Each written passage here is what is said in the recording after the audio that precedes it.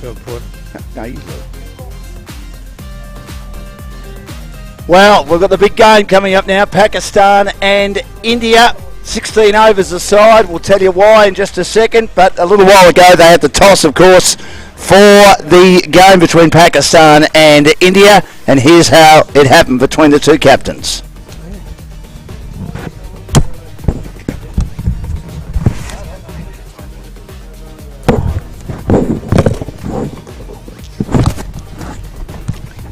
So here are the two captains.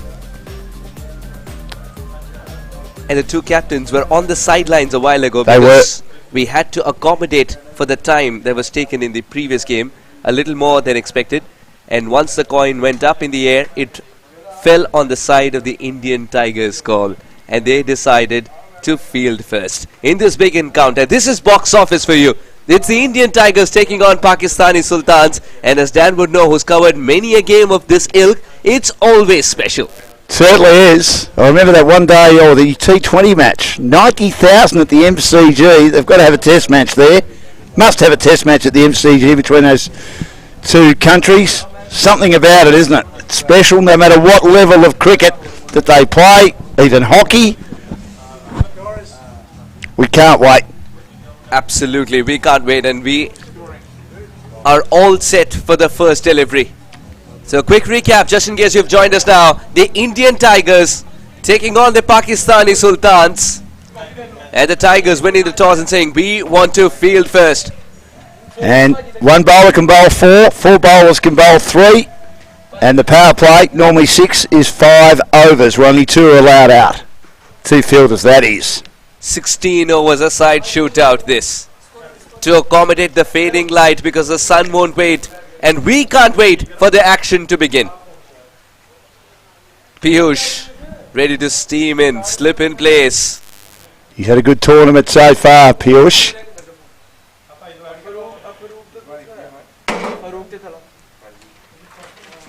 Let's get going. We'll wait for the umpire. And as you know, Dan, good things take time. We're waiting for the umpire to signal play. And that's going to happen very, very soon. Farooq has been in tremendous touch. Yes, he's the man, isn't he? 74, and not out, and 65. First ball, right on the money. Slip is in place, so you would want Piyush to use that angle as well for the left-hander. Poke at the ball, says Piyush.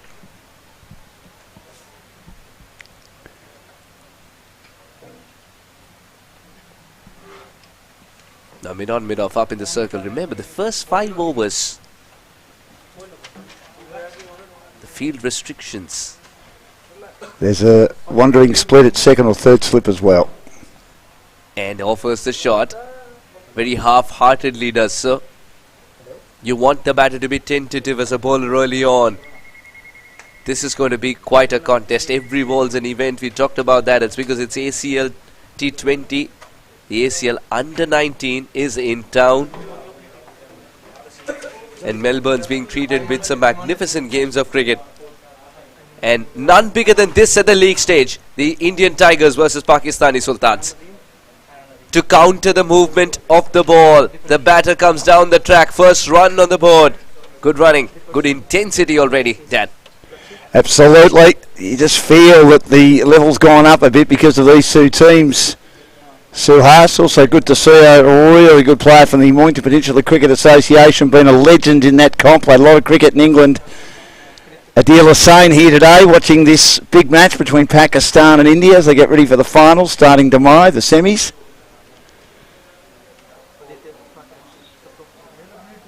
So nice to get a run on the board again for Farooq. We know what an important member of this side he is. If he can stay in the 16 overs, there's a good chance of posting a reasonable score. Oh. Sensational. That line, that length, and that corridor of uncertainty is always going to trouble any batter whatsoever, let alone when he's tentative.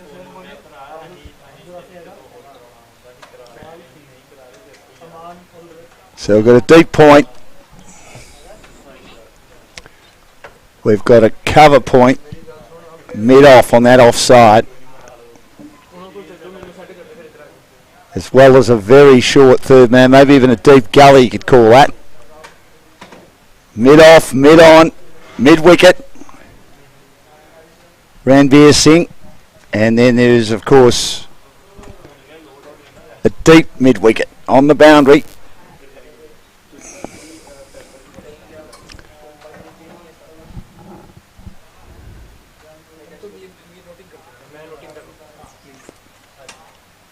That line seems to be working for the bowlers here, and the length is pitched up.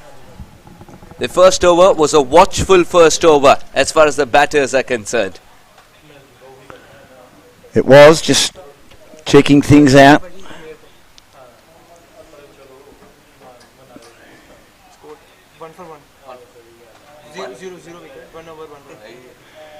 Be interesting as to who will bowl the 4 overs. I suppose they'll have a good look at how the situation is unfolding during the match.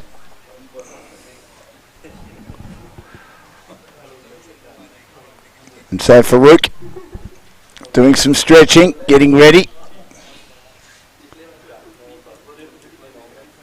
Hasn't been a great form for his club team in Melbourne, St Kilda, who are on top of the table.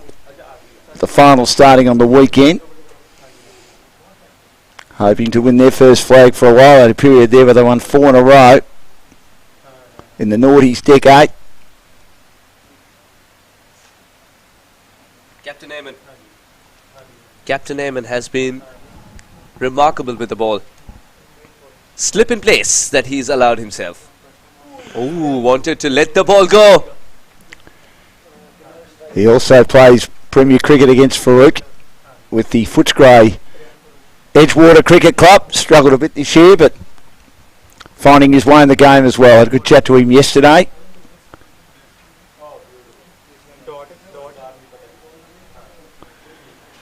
He started off well.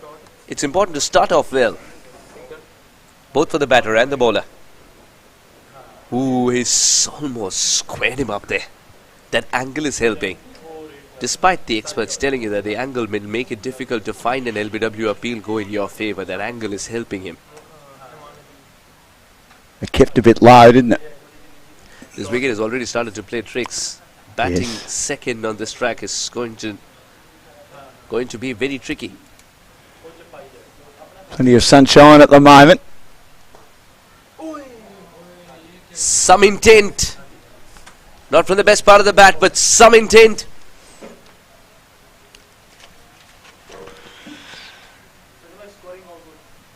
Worked well on his follow through then. Had that been taken, Yes. what a story it would have made. The reflex catch. And the wicket keeper doesn't take it cleanly. Talk about reflex. Yes.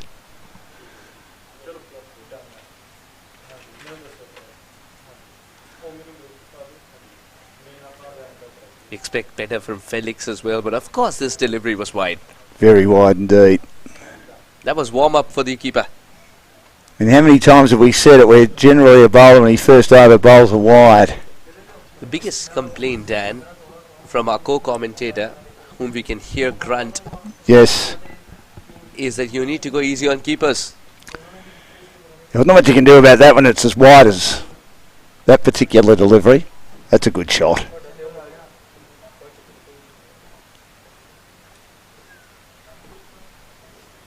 You know what Farouk's got? Well, I think his talent is going to shine through, and he's already in an emerging Victorian youth development squad. He's got so much time. Just watching him in this tournament, he's got so much time, Rayan Farouk. Such is his skill, class and the temperament to play an innings of substance come the big game. Farouk has shown it all, especially in ACL, season after season.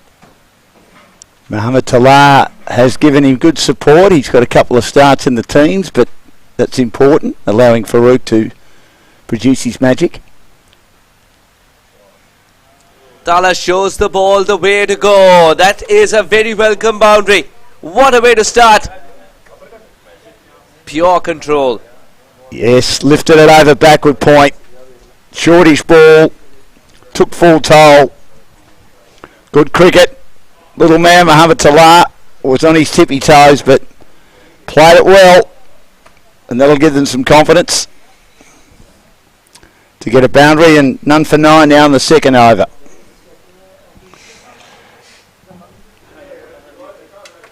Nadeem batted well, of course, yesterday, and a good win for India.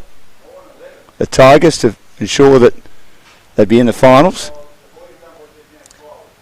Was in the air for a jiffy, but very safe.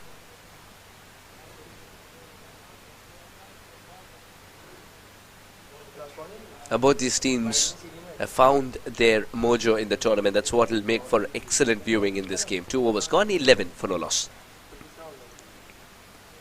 Comfortable wins for both of them, the right way to prepare.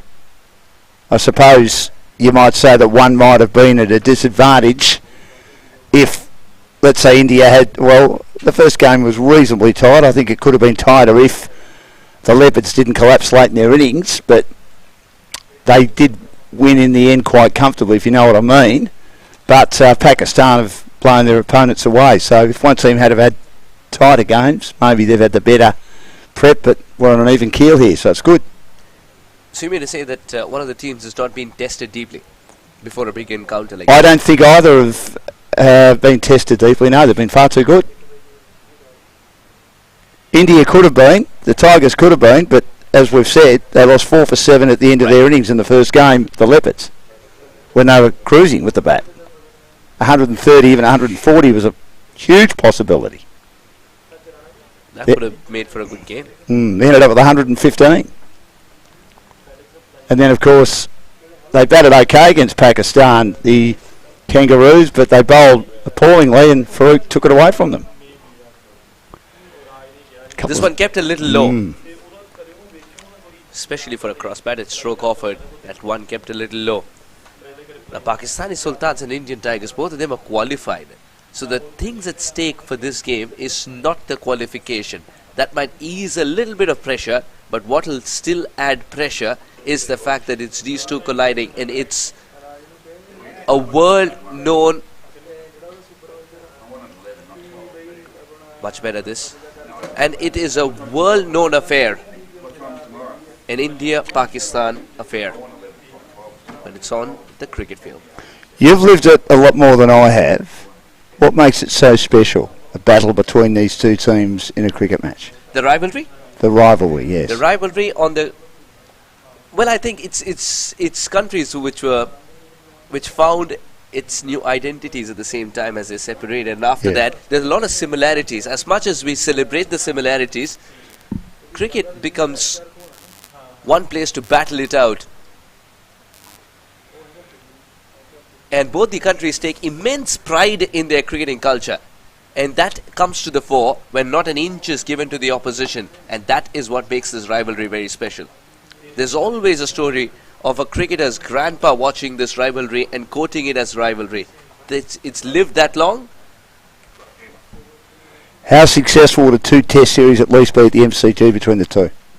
When you consider they got 90,000 for that T20 match. And Virat Kohli batted brilliantly. Really making me think at this stage, I think India would easily win. I'll tell you the reason. That is a cracking shot. That's what you want to see more often from Mohammad Talah. He started to thrive on with the second boundary collected through the offside. Well, he's the one that has played the understated role. And Farouk is the one that's played all the shots. But if Mohammad Talah can do that, Farouk can just settle in and get his game going at the other end without having to worry too much about ticking the run rate over too much.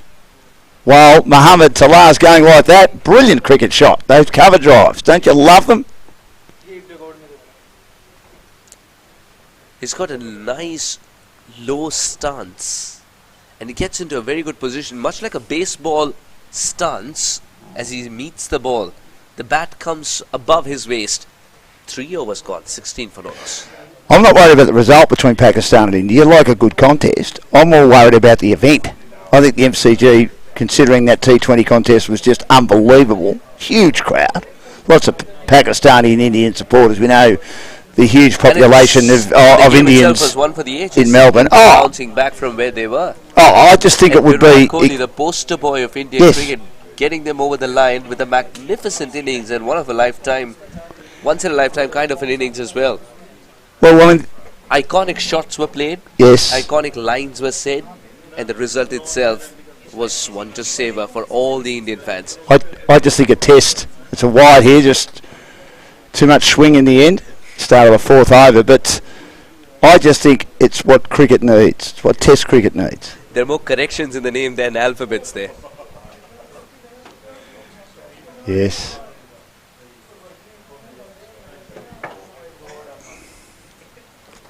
So they're none for 17 after 3, making a solid start here.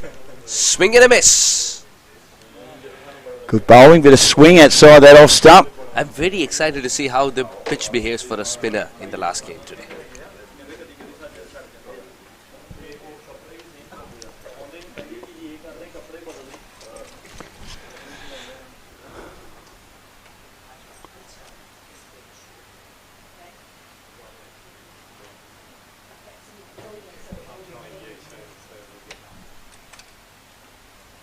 Oh, that was a beauty. That was as good a ball as we've seen. What a ripper that was. Trying to fend it for Rook.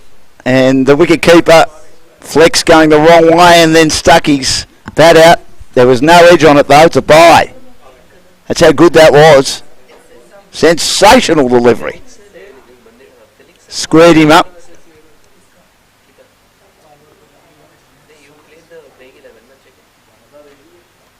Felix Howard, the wicket keeper.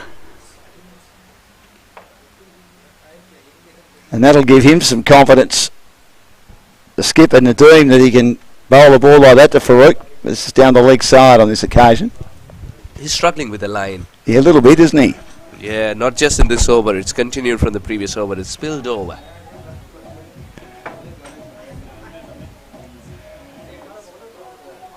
So it's a good start in the fourth over. None for 19.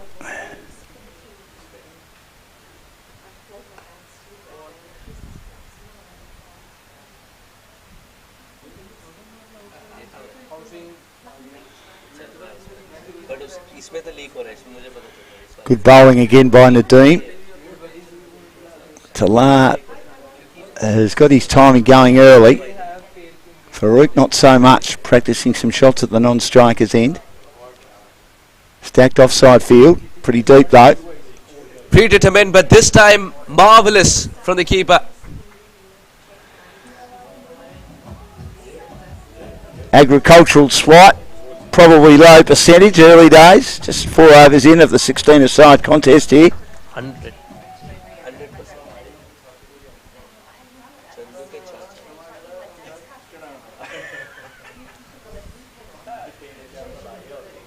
Swing and a miss. Good bowling. Not a single run off the bat in this over so far. Yes, wide by wide. None for 11 in his second over. Eamon Nadeem.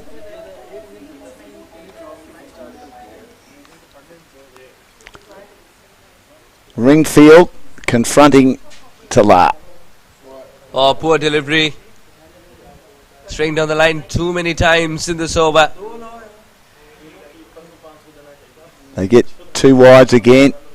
Good work by the keeper there. Got a hand to it. Otherwise, it would have trickled away for 4. So already 9 extras. We saw around 40 from the Kangaroos in the previous game, Suhas, and they didn't cover themselves in glory too much either. The Afghan Leopards. Yes, but they eventually got home. They did. They were pretty solid. Sitting deep inside the crease. What about this one? Flirts with the guideline. This is okay, says the umpire. An over of extras and extras only. 4 overs later, 21 for no loss. Just before I step out, I've seen some that are wider than that. But anyway, the umpires are doing a great job, but it swung very late. None for 21. Grant's about to come in and join Suhas in this intriguing battle between Pakistan and India.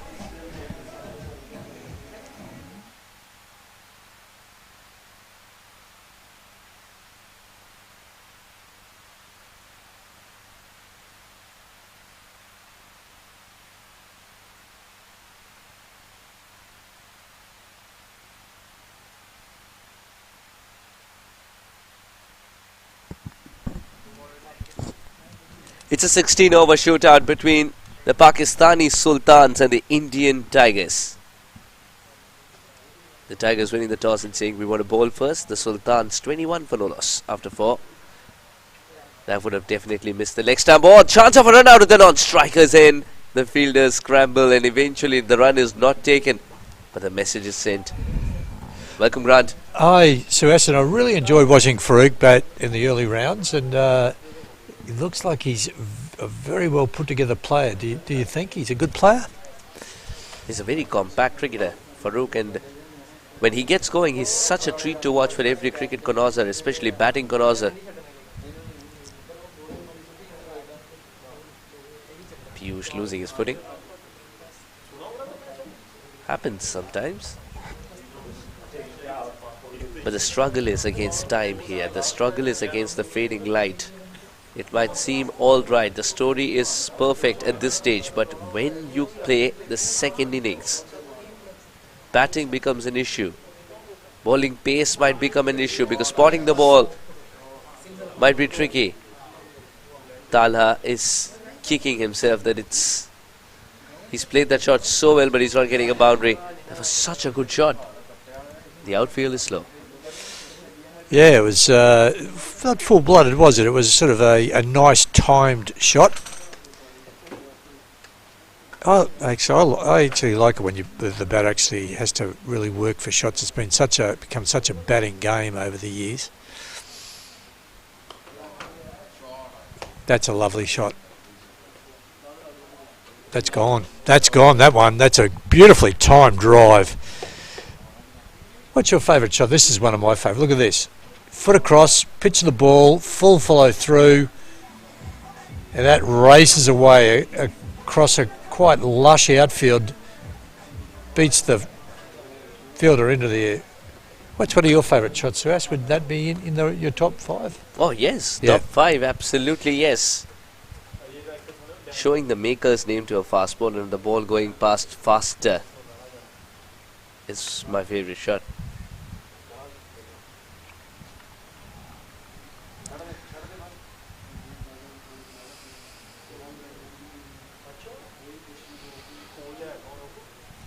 That brings Farouk on a strike. He's been a bit circumspect, hasn't he, at 2 for 11. No wicket for 28. Just a nice steady start.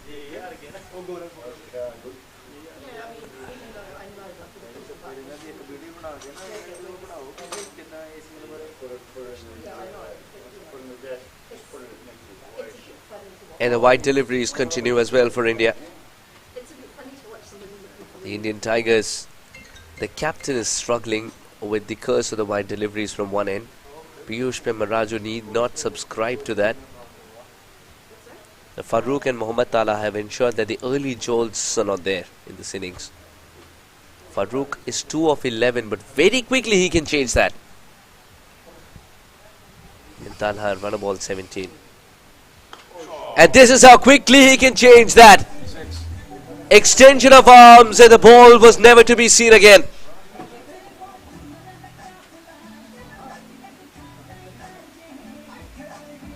Lovely shot, wasn't it? This is what we saw from him in the earlier rounds. And I like he just has a look at it and then he looks away and goes, yep, that's going for 6.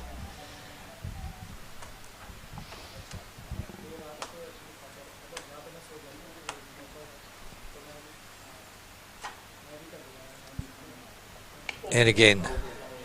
This is not in control. This could be tricky. What an attempt, a one-handed attempt. I'm going to put that down to a really good piece of bowling. He's just been driven over his head for 6, and then he just had to go and reach out there. Look at him reaching more. So he gets the bottom toe end of the bat. It stayed in the air for a long time, and around comes the fielder, and terrific effort. Yes, that's what it is. The Sultans taking on the Tigers is a crowd puller. The word is out. Yes, these two teams have already qualified. That reduces the pressure, but still they know what's at stake because it's a rivalry that you cannot take your eyes off in cricket.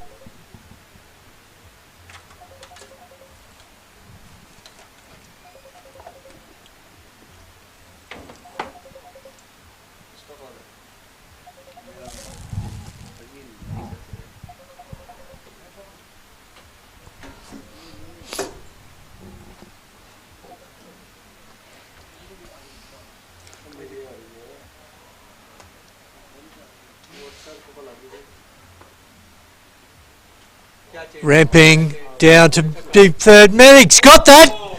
That's out. That's a great catch. So well controlled.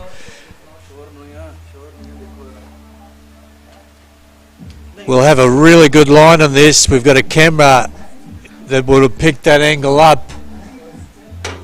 But gee, it was a well controlled take. He threw it back to himself. But what is a cricket match without drama? When the Indian Tigers are playing, the Pakistani Sultans takes the catch comfortably at this stage, but here is when he steps Not on out. the Come boundary back, bushes. young man. He steps onto the...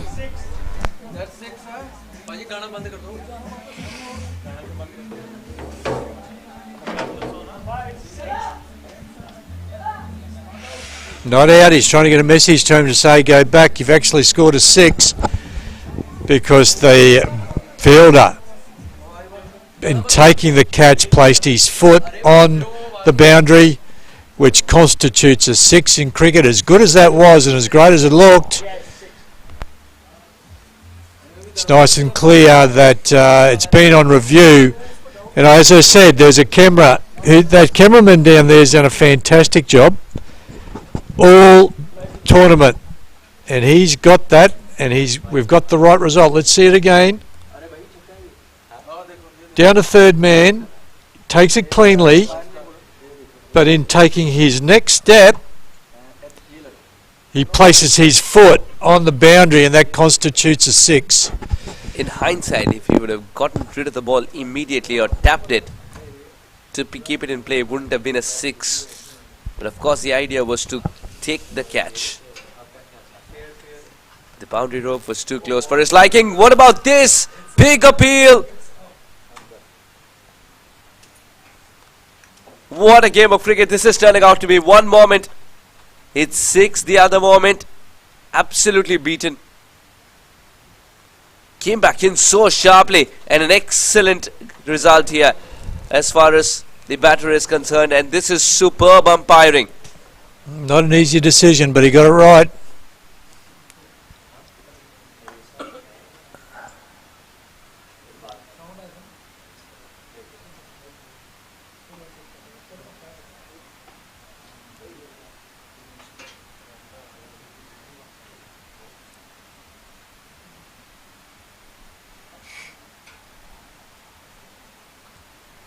Nadeem, the captain of Indian Tigers.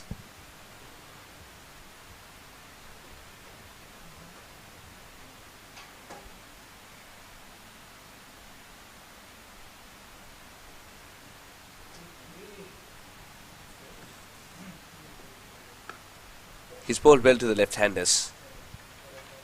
Nadeem all through the tournament, and today nothing different.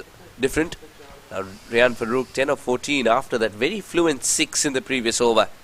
And Talha, who thought his innings had ended, realized he's very much alive in the middle.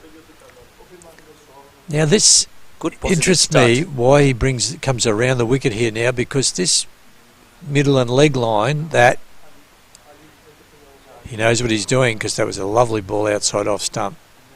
But he has changed the angle now, and I really do think that brings long on, deep mid-wicket into play. There's a big gap out here. And be careful not to over pitch, because that will come straight into the swinging arc of the left-hander.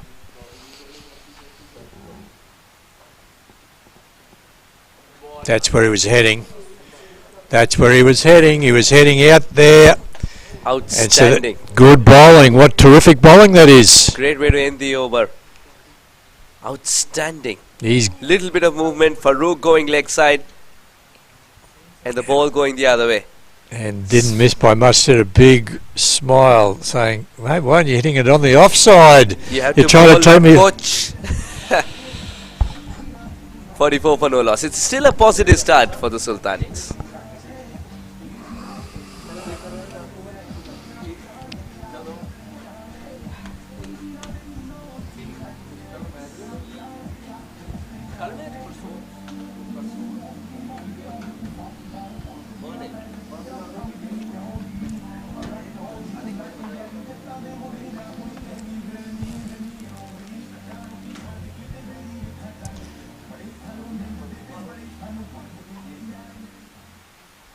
Thakare to take up the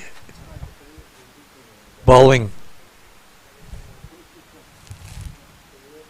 That's the northern end of the ground. The sun's starting to set there in the west. Talia on strike. Cuts out to the sweeper, 1 run.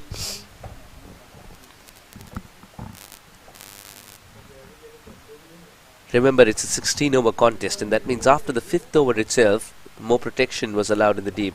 The captain waited for 1 more over so that the spinner can get his favourite end to bowl from. Aditya Thakare, the first spinner introduced.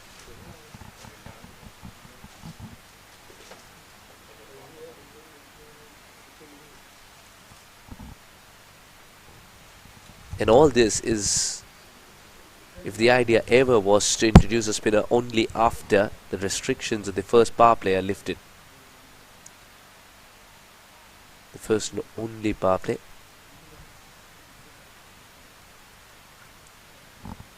Talha has looked more dangerous than Ryan Farooq. The righty-lefty combination has done well for the Sultans.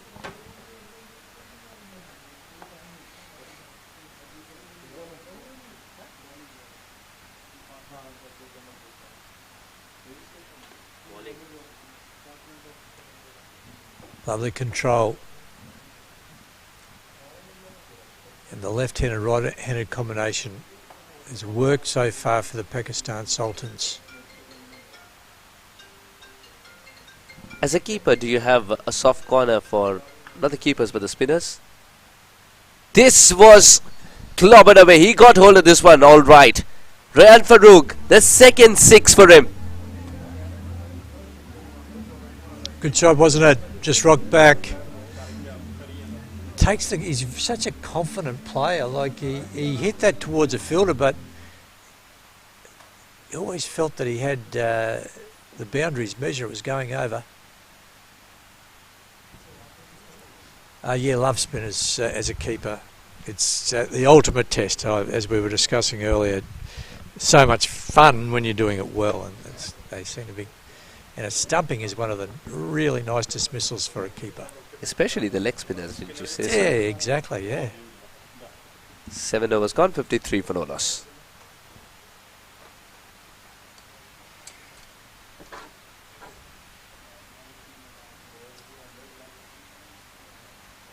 So we're nearly halfway through.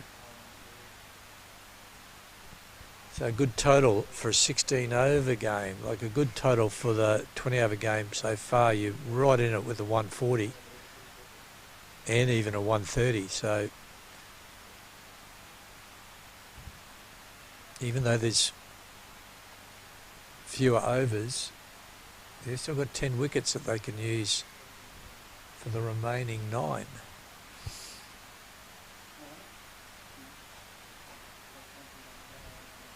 Nadeem, is it? New bowler. Left arm. Good start. Nice control.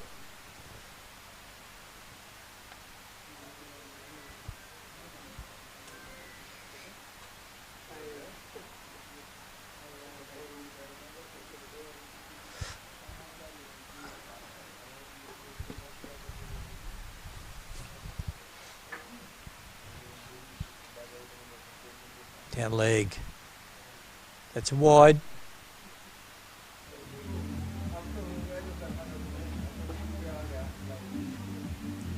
Nice bounce and pace, but just slightly misdirected. And I would say the teams that make the semi-finals, one of the chats that they should be having is to really reduce the number of extras. Makes a big difference. Tucks that off his hip for one. He's coming back for two, and that's well run. Good running. Turning potential ones into twos. He seems nicely in control at the moment, without going crazy. 28 off 25. Farouk is starting to approach his runner ball, which is always in reach. Oh, there have been a lot of moments like these which have been close, yes. Genuine wafts, especially when Ayman was in operation. But surviving all that. Positive intent as well from the Sultans, and that's exactly why they are 57 for no loss. It's a good start. Yeah, it's a good start. Anytime you don't lose any wickets and you're at seven and over, that's pretty good. They've tried their shots as well, and they've connected quite a few. The Pakistani Sultans, they've thrown caution to the winds too. That's exactly why I call this a good start, because they kept playing their shots despite the wafts. Swivels nicely. And that is trademark Ryan Farouk. And don't left-handed batsmen generally love it there, just off their hip height. There it is, just below hip height, the swivel, the full connect, and that is a lovely shot. He's scoring runs not in fours but in sixes today. Farouk on fire.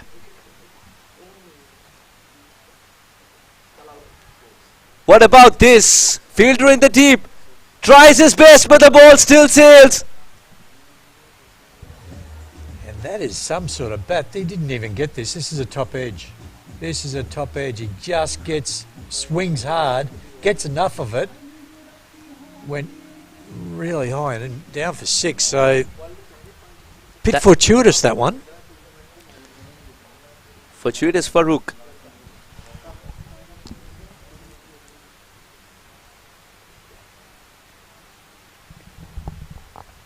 Gone again. Oh, he's got more runs off the leading edge. That's a good collect, but he scored more runs off the leading edge in this game. In this over especially, than from the middle of the bat. Do you still read the middle of the bat? Is it overrated? Yes, just kidding. Well, the edges are so big these days, it's almost like hitting the middle of the bat. But I really like that bowling. In terms of 8 over 70 for no loss, yes. Been hit for six, then he actually, moral victory to the bowler second last ball, because that was a top edge, went for six. And then that one there as well. That could have easily gone to hand, and he tempted it again. So he knows how important the Farouk wicket is.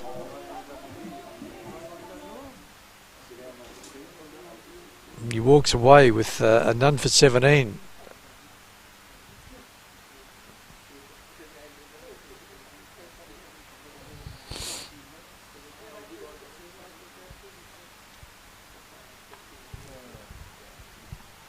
He's hit that straight in the end, that's out. Yeah, and that is the first wicket that the Indian Tigers were searching for. A remarkable start for Pakistani Sultans, but the opening stands come to an end. And Farouk tempted luck one too many times. And any one of the previous three shots really could have been a dismissal. He just got onto that, didn't time it, scooped it up, and that's a lovely catch running in from out in the deep there. Nice safe pair of hands, and a very important wicket for the Indian Tigers.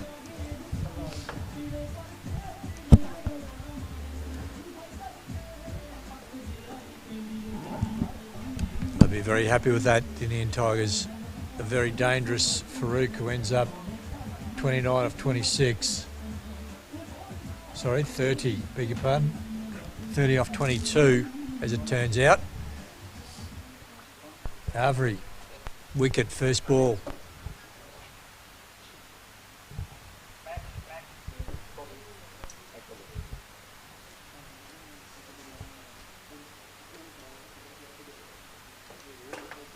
Welcome back, Dan.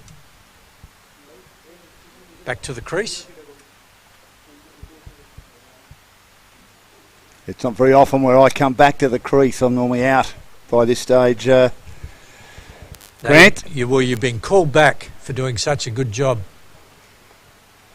It's been a good start. Talking of good jobs, what a great start this has been by Pakistan again.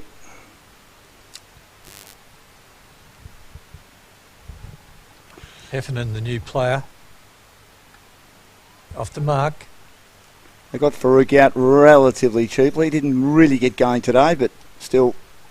Hit some nice shots, didn't he? Yeah, he did. He started to get going, and they just nipped it in the bud.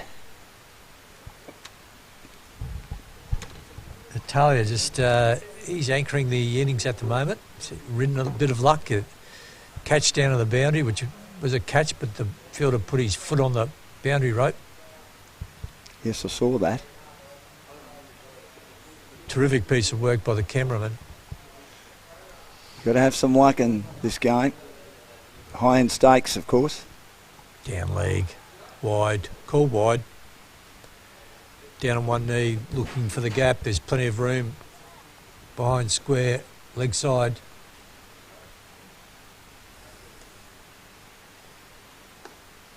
Driving down the ground, 1 run.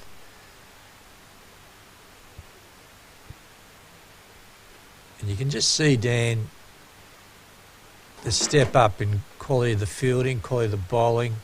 Certainly not as many extras. 2 very good sides.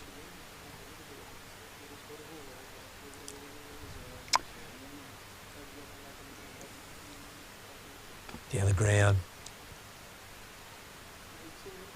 Don't you love the Pakistan-Indian rivalry, though, no matter what level of cricket it is? It is cricket that really tickles our fancy. These two teams, there's just something about them. More so, I reckon, nowadays than the Ashes. More so than I reckon of Australia and India, despite being an Aussie. I just love the Pakistan-Indian rivalry, and I mentioned it to Suhas. I hope that the BCCI and the International Cricket Council can get together with the MCG and have a 2-test series at least at the MCG. Oh, they'll pack it out. Oh, well, they did for that, as I mentioned earlier, the T20 match. Absolutely pack it out. It'll be sensational.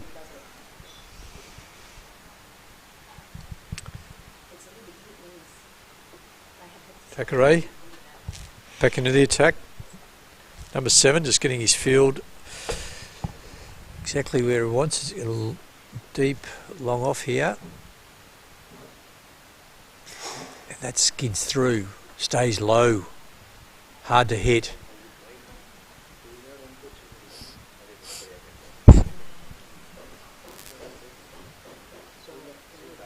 Yeah, it was good bowling. And again, a little bit of air, but protected there. The man at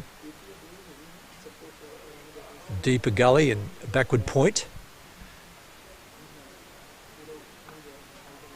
And isn't this nice, getting through the overs over very quickly. His line's been terrific. 3 dots. Something always happens after 3 dots. I've been told once. Let's see. Well, he tried to thrash that then. Talar. Down the ground. 1 run. He has batted well, Talar. He had a couple of starts in the previous 2 matches and was basically there to offer support to Farouk.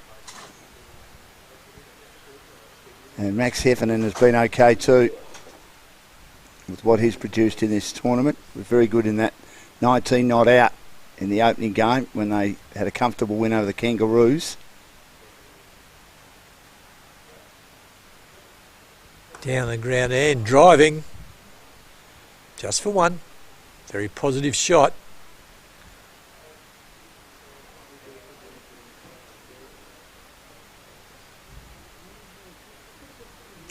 Projected score,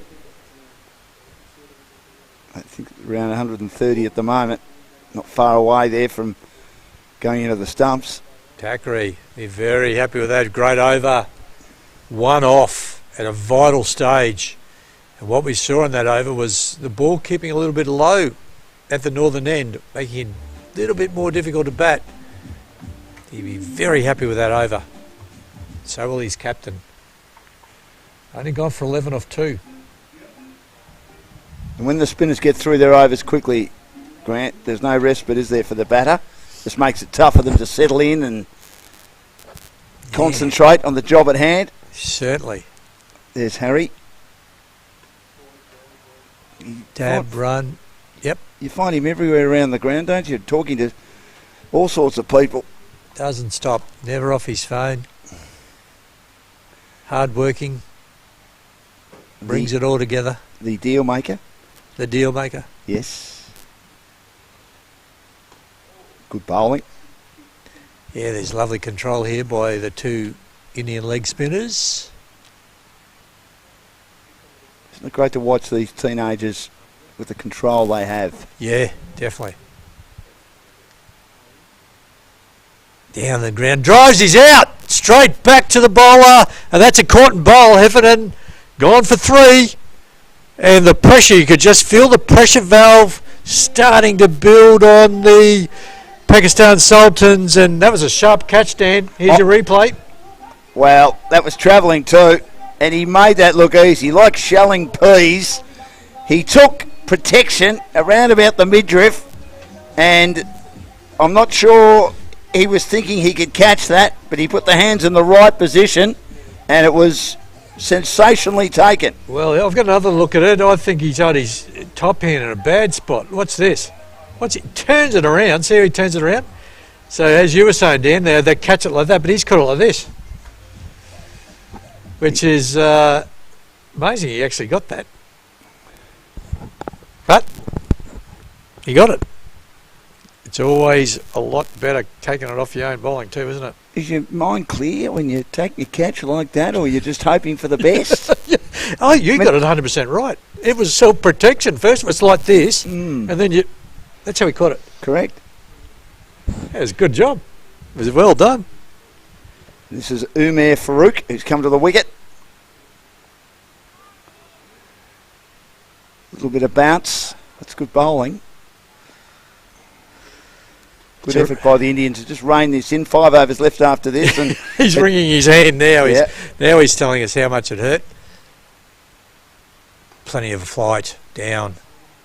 Doesn't take full toll of the full toss. Amir Farouk in now. And the projected score's dropping all the time, down to 114 now, Grant. Well flighted. As you said, Dan, this control of these 2 leggies. Oh, what a good 2 overs that has been from the Indian side. And look at those Avery figures. 2 for 5 off 2 overs. Could put him in man of the match contention, especially if he gets another wicket. He's got to get going again now, the Sultans. Well, the Indian leg spinners have just put the brakes on beautifully. Remember, the loser of this game will play the Lankan Lions in a semi-final tomorrow. The winner takes on the Afghanistan Eagles.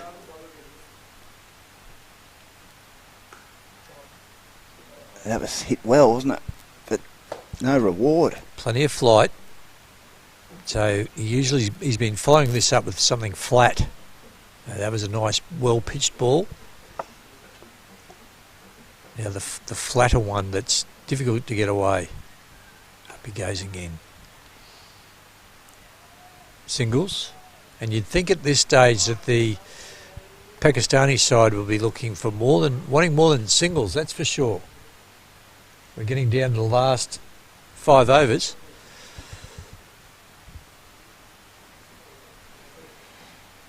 You need a rig along. There's the flatter one.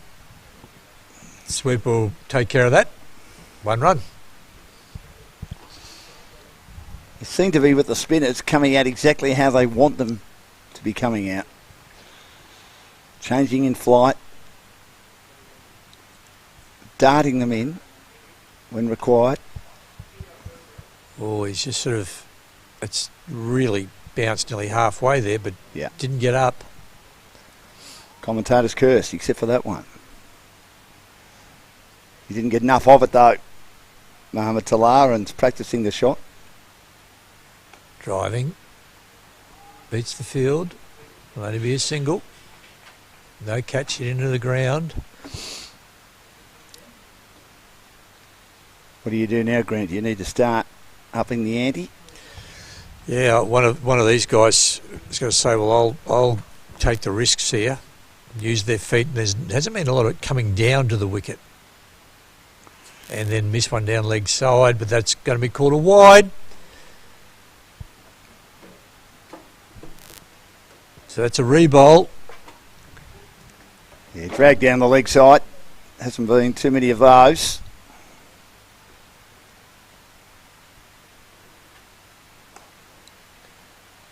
Could be the last ball of his spell, Adisha, remembering one bowler can bowl 4, 4 can bowl 3. Okay, number 17 off 3. He'll be happy with that little stint, I think. So 12 overs gone. 2 for 83. So the run rate just under 7 and over.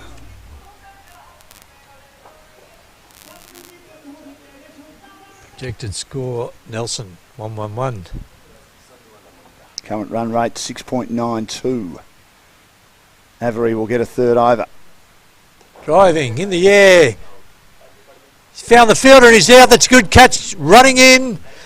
Never easy when you're coming that speed coming in, and that's a really good catch out there at long mid-off. Crit Darji, who's been one of the stars as a spinner with the ball in this tournament for the Indian Tigers, and that's the end of Mohamed Talar. Tried to take the pace off it with the shot, but in the end it was well judged coming forward, skidding on his knees. Yep. Good catch. The quality of the bowling, the catching, we've really taken a step up. One of these teams are going to be in the semi-finals tomorrow. So that's the loss of the third wicket now for the Pakistan Sultans, 3 for 83. Afzal Sadiq, whose brother is the coach, coming to the wicket now. And looking to see if he can get some quick runs. Still mightn't get 100 yet.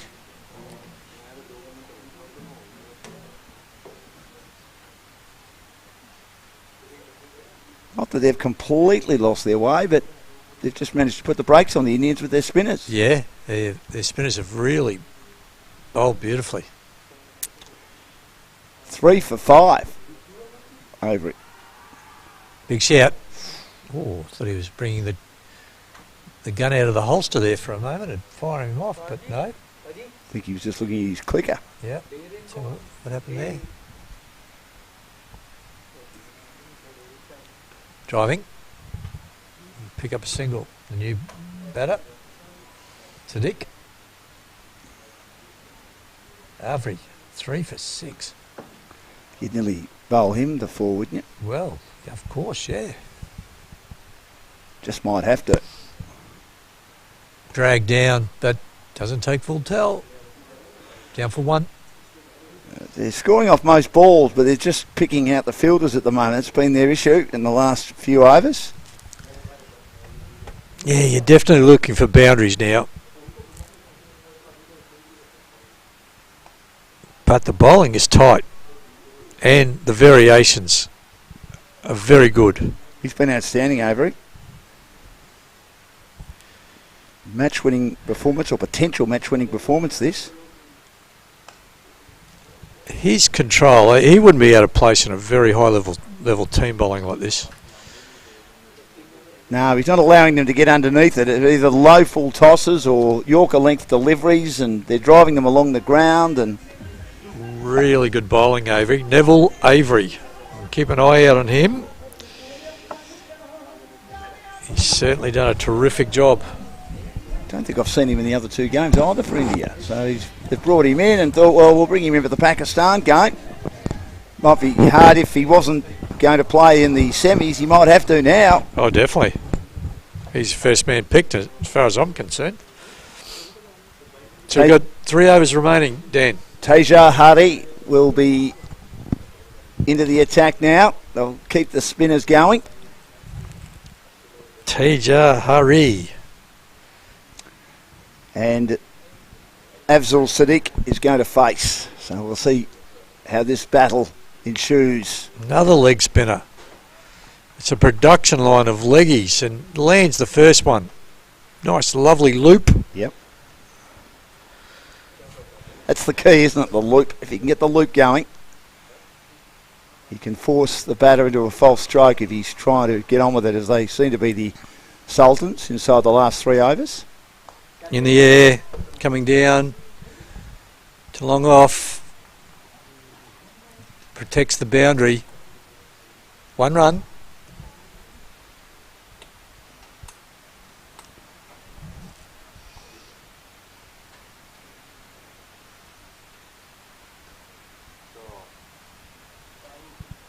Sweeper comes around.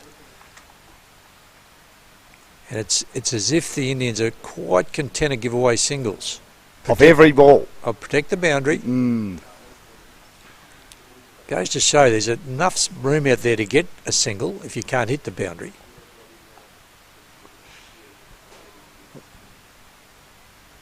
Deep cover on the boundary, long on the boundary, mid wicket on the boundary, deep backwards square on the boundary. 3 for 90 in the 14th. Run off each ball this over.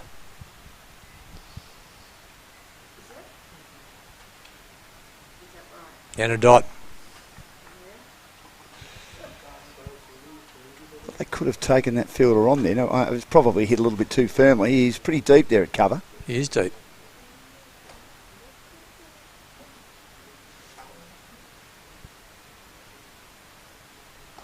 Down the ground, and the last one's gone for 6, and that's a very good shot there, over the top. Got his foot to the pitch as we look at the replay here. He tossed it up. It was in the hitting zone, and Afzal Sadiq got a decent piece of it, which was the most important aspect, and sailed over the fielder's head at long off for a valuable 6, and they need a couple more of those with 2 overs remaining. The projected score is at 110. They'd probably want maybe another 10 more than that. So 3 for 96. Nice finish to that over by the Sultans.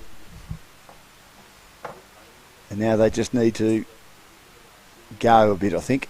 Avery's going to be the man to bowl the 4th over. Down the ground. Yep, just for a single.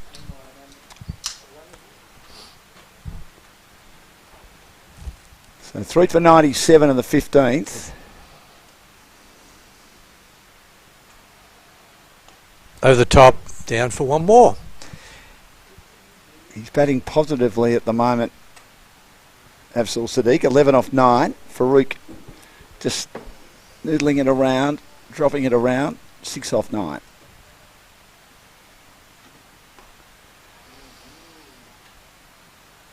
Didn't quite land that one.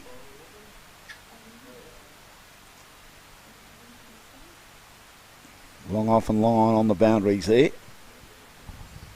Working a defensive mechanism at 3 for 99.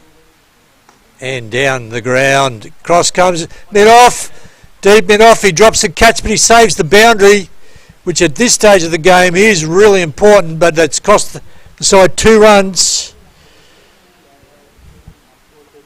There was only 1 run in the end. Yeah, because he stood there standing at it, looking at it. Ball watching. Yeah, ball watching, so 1 run only.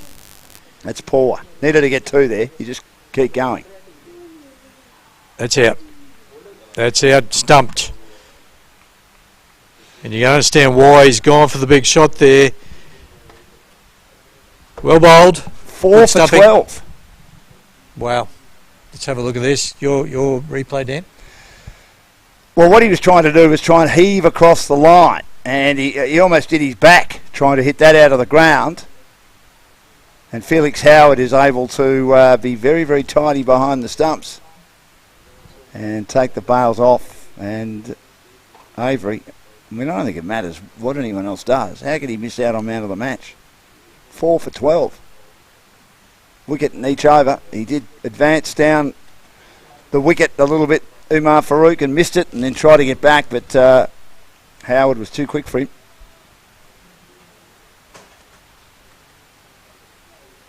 4 runs and a wicket. Last ball of a magnificent spell. Not much in that, but I think it was out. Well, they didn't call for the replay, no. No. And he ends brilliantly. Look at that. 4 for 12 from 4 overs. A wicket in his first, a wicket in his second, a wicket in his third, and a wicket in his fourth. Neville Avery, wonderful control. And we've got a leggy bowling the last over. He's been landing them well too, but slightly different to Farouk. He's been giving all his deliveries plenty of air. Yes, trying to force the batter into an error, Grant. There's the air, and that's out. Oh. He'd caught it. Been dropped. Oh, would have been a great catch. Would have been a great catch. He smashed that. Absolutely. That's the 100.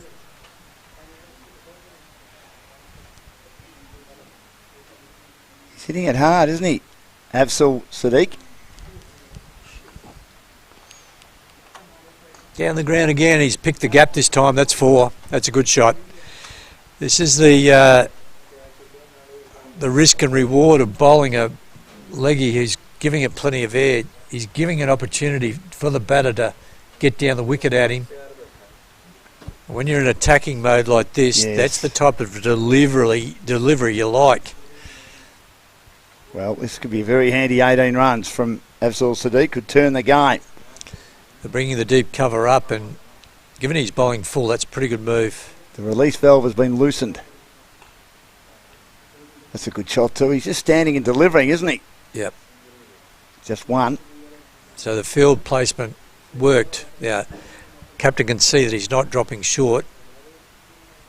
He's going to come back again.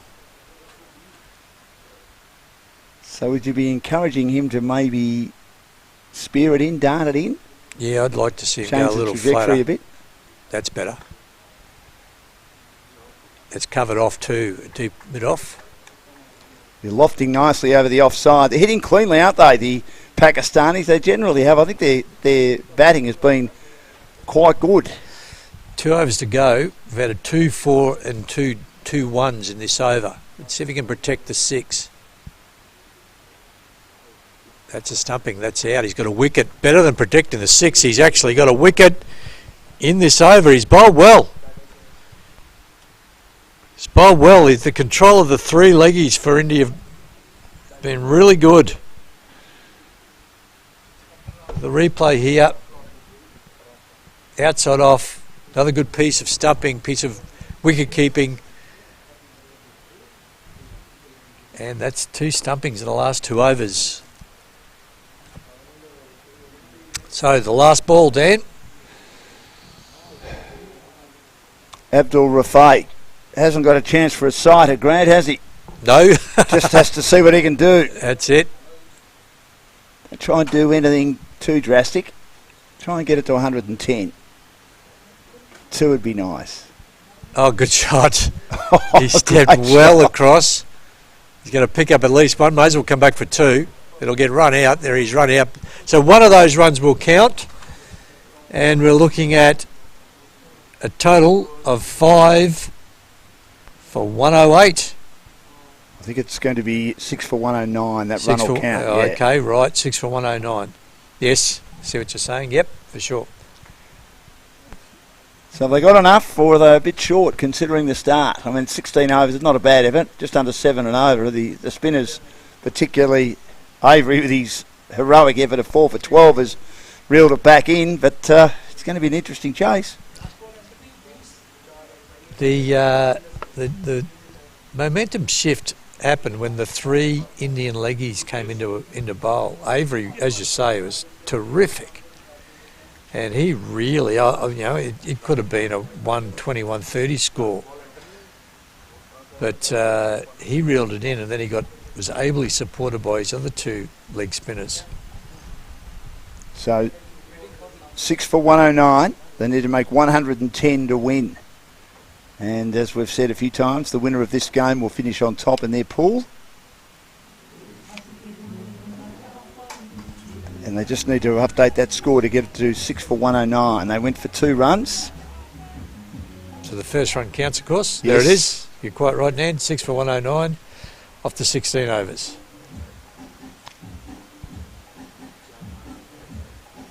I think if we get these 2 teams in the final, I'm not saying we will yet, the Lincoln Lions will be hard to beat. Maybe the Afghanistan Eagles can put it all together, but we'll see what happens. Now, Rian Farouk made 30 off 23, got going late in his innings. Mohamed Talar 35 off 39, and then Afzal Sadiq with a lovely little cameo, hit hard 19 off 14 when the spinners, as Grant said, had managed to rein in the Pakistan Sultans after they got off to a terrific start in the first 8 overs. Now we have our bowlers, Nadeem, none for 20, and Pamaraju, none for 22, and the pick of the bowlers. Take a look at that. Neville Argy, 4 overs, 13 dots, 4 for 12. Bowled beautifully, a terrific consistency and hurry at the end there. 1 for 19, Dan. 46 dots from 96 deliveries. They're going at just under 50%. Of course, different sort of game with 4 overs shaved off it after the Kangaroos took forever. And for me, one of the qualities is the 13 extras only. Have a look at the partnerships. 70 off 49, Rayan Farouk and Talar. Then 7 off 14 for Heffernan and Talar. 6 off 10 for Umar Farouk and Talar. And then 17 off 6 Farouk and Afzal Sadiq, who scored the majority of those. So an opening of 70 off 49, you're thinking you're going to get a lot more than 100 with that sort of base. But it wasn't so much bad batting. It was actually really good bowling. So we're back. We'll be back for the run chase very shortly. The target, 110.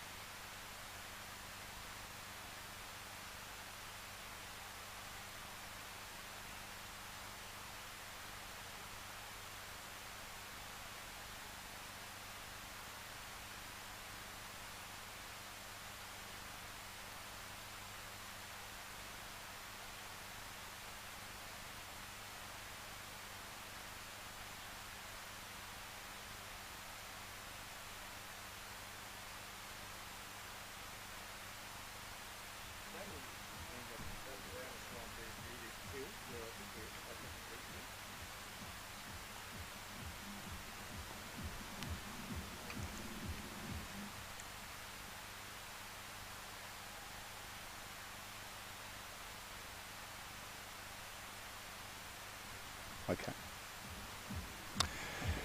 Ready for the run chase. So 110 needed. The Tigers reined them in with their spinners. Neville Avery, remember that name, probably for the finals. 4 overs, 4 for 12. Took a wicket in each of his overs. The leg spinners came on and they managed to tighten the screws on the Sultans after a great opening partnership by Farouk, Rayan Farouk, and also Mohammed Talar. So Khalif will kick things off. And the reason he bowled 4, one bowler can bowl 4 and the other 3 bowl 3. That's right, Dan? Is that the condition? That's correct, yeah. I don't think he was going to be bowling 4 at the start, but he did. And a wide straight away.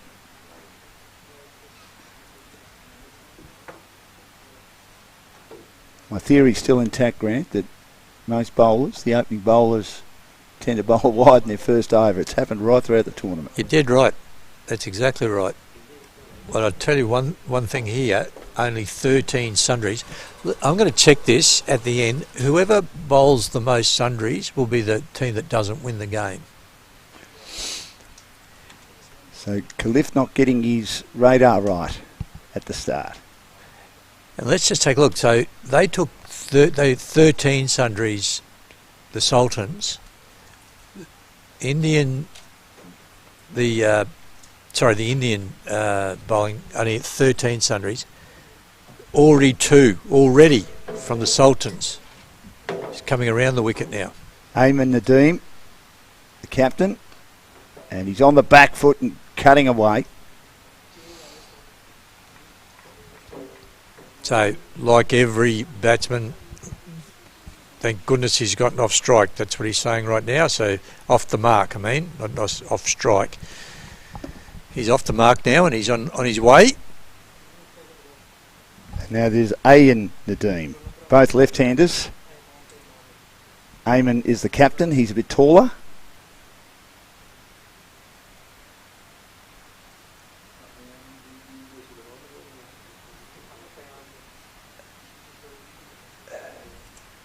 Farouk's at second slip as the only slip in place. And nudged behind square, so both players are away.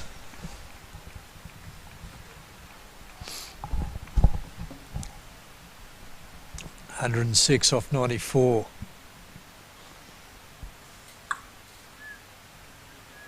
And the winner of this game will take some real confidence into tomorrow. Well stopped. Good ball in, Grant, because it was right in the block hole by Khalif. He's had a very good tournament. Yeah, he has.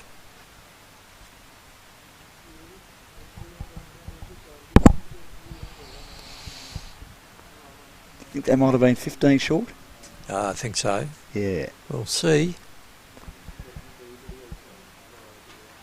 Especially if he continues to bowl wides. That's 3 of them.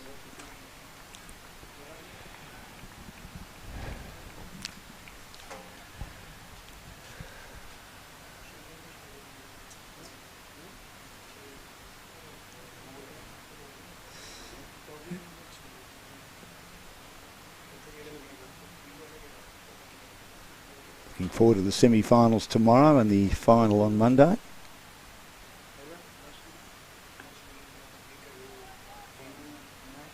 Good running. That's what they need to do, keep their opponents on their toes. The great man Grant O'Hara can have the weekend off. Looking forward to that. I know that there's obviously some issues at home which will keep you occupied. Yeah, keep an eye on things up in Brisbane. Wish you and your family and everyone in that situation all the best. Peel for a catch behind, out! I don't think that Ayan Nadeem's very happy about that. I'm not sure I could hear a woody sound. I'm thinking I'm hearing top of the pad, flap of the pad, or thigh pad. Let's have a look.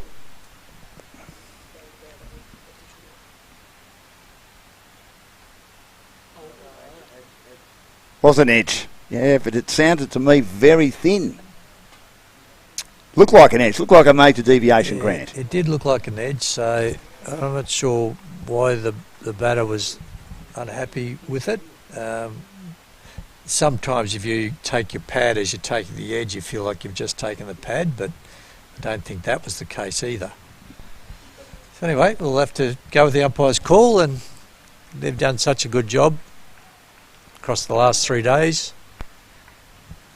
They've got our confidence, that's for sure. He's a wicket taker, Khalif, isn't he? Sure is. That's his role in this team.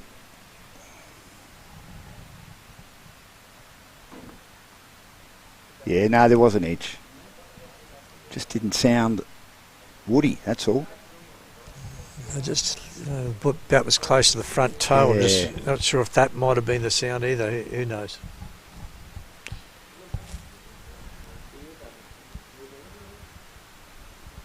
One for 6. And you just see this wicket now, Dan, is just at the end of its tether. I think it's been great for the last 2 days, but when we have the semis, we're going one across again to the left. It's a 4-wicket block. This, talking to Luke, you can see the wickets there, the blocks. It's a 4-wicket block, and we're on the 4th wicket tomorrow for the semi-finals, and then the final also. He's tireless, Luke, isn't he? Yeah, he's worked hard, and now he's on the next wicket. Yep. Admiral Basnet is the new batter for the Indians. Changed their side around a bit from the previous 2 games. Yeah, I suppose they want to give everyone a bat and a bowl to just see that they can settle on their best 11. You don't want someone coming into a semi-final having played no cricket.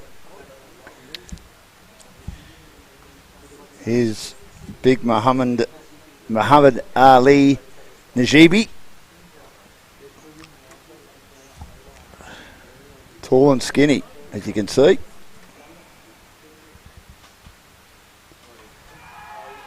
Caught down the leg side. Oh, strangled down the leg side. Tough way to go out in cricket. And it was a lazy shot by Nadeem, the skipper. And he's angry with himself. Big wicket. Ali gets a wicket with his first ball, and the Sultans on top, 2 for 6. Oh, this is a horrible way to get out. Just flicks the bat or the glove on the way through. Oh. You could have let that go. I mean, it was half-hearted, Grant. Easily could have let it go, dropped his hands. And you're just so disappointed when you get out like that. Steve Smith got out like that in the Test series, you might recall, Dan. Yeah. And he was absolutely disgusted with himself. You don't mind getting caught down the leg side if you go for the leg glance. It's in the air and the wicket takes a spectacular catch. Yeah, that's right. But that's half-hearted, isn't it, at best? Yeah. He's better played than that, the skipper, and he's gone. So both openers gone. And 2 for 6. 2 Nadeems, yep. Teja Hari, who bowled at the end and got a wicket. Looping it up with his leggies, as Grant so eloquently described it. And Ali to bowl to him. He's got a wicket with his first ball.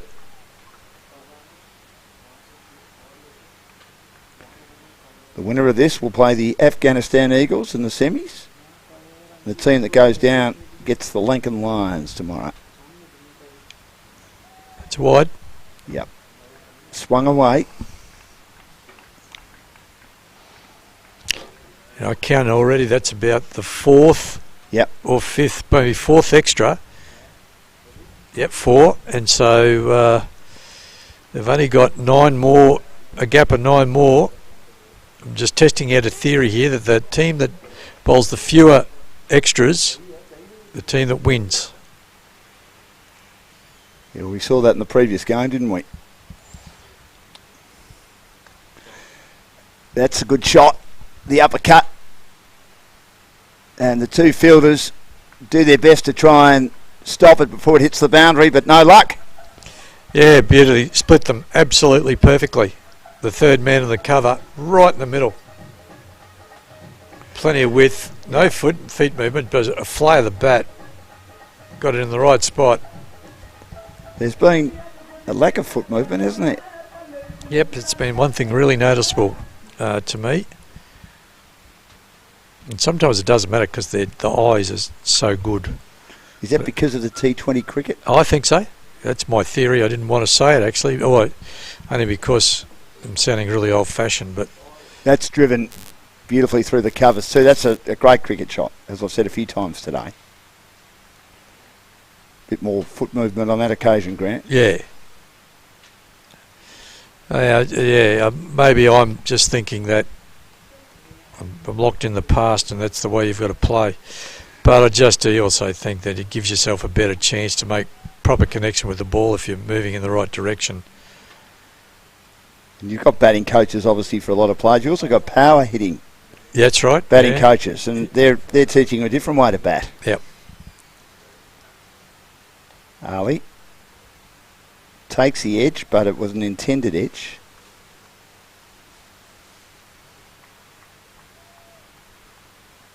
So 2 for 13. Needing 97 to win now. Just overrun a ball, which is very doable, but you're also going to want to have some wickets in hand to give yourself a little bit of a safety net. Hardy's already got 5 off 2.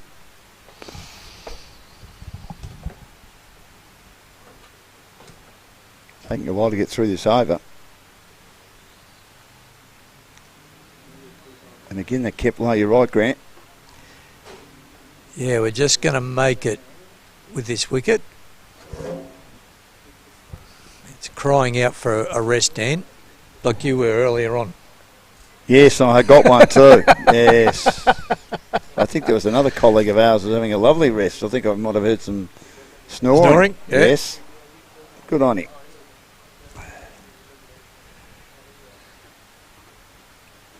Two for 13, 1 ball remaining.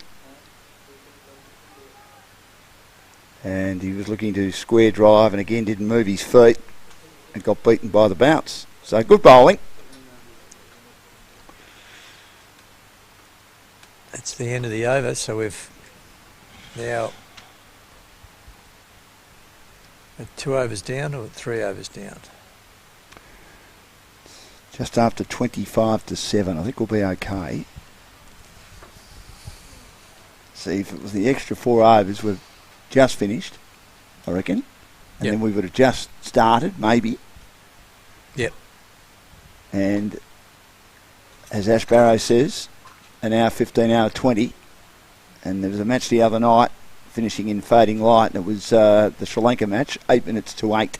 And it was getting a bit dark, so we should be all right tonight with a 16 over a side game.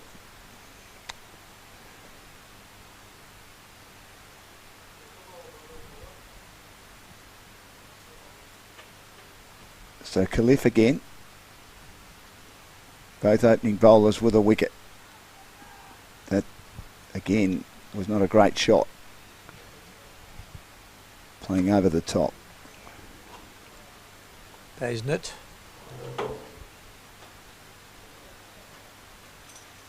Could have easily been called wide, that, outside the wide line. Could have left it alone. He didn't really move his feet.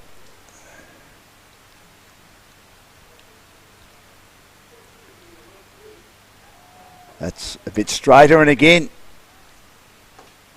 just avoids the outside edge. Luck not with Hasnain Raza Khalif.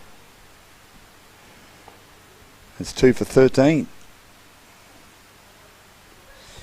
And he doesn't have to do anything differently. He's been a line and length bowler all tournament, and it's worked really well for him. 1 for 6 at the moment.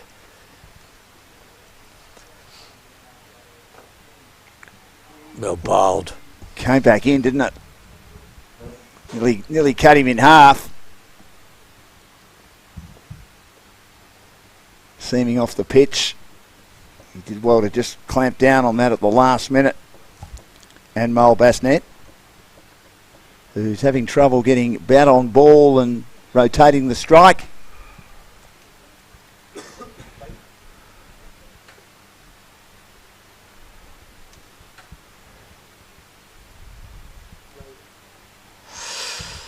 Well, the one a couple of balls ago wasn't called a wide, and that one was called a wide. How much more wider was that? Let's have a look. About the same. Yeah, so I wouldn't have been disappointed if both of those had been called wides. It's the 5th wide now. 2 for 14.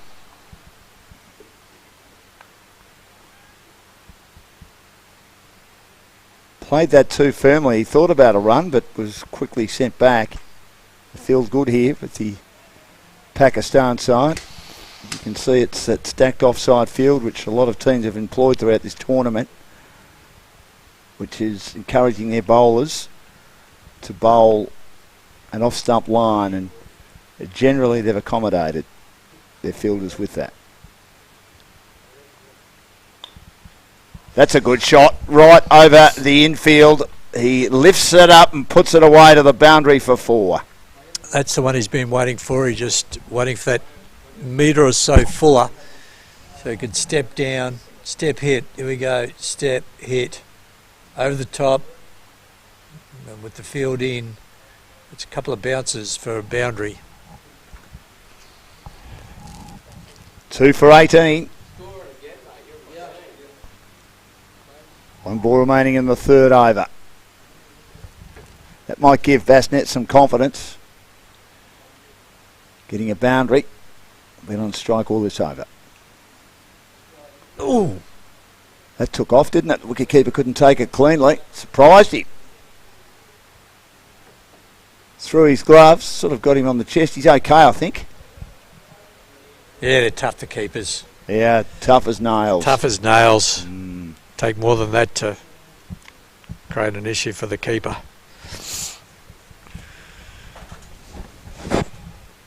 Been some very tough keepers for the state teams in Australia over the years. Some pretty good keepers worldwide as well. You remind me a bit of Kevin Wright. Remember Kevin Wright? Pop. That was his nickname. Was it? He has a child at the age of 20. Oh, really? Yes. Yeah. I remember having the big webbing in his gloves, as big as I've ever seen for the first time. He was a left-handed keeper. He was too, yeah. Very good one. Yeah, I agree, yeah. Harley. Feel for a catch down the leg side. That was clever. I reckon there's no chance he got anything on that, Hari. And it's a wide, the 6th wide of the innings. Oh, he missed that by a country mile, Grant. He's probably hit the ground. They've heard a noise. We'll try and convince the umpire that he's hit it. Won't call wide, but I think that's 6 now wides, Dan. It is. Who did he replace in the Australian team, Kevin? Kevin Wright. Leave that one with me for a moment.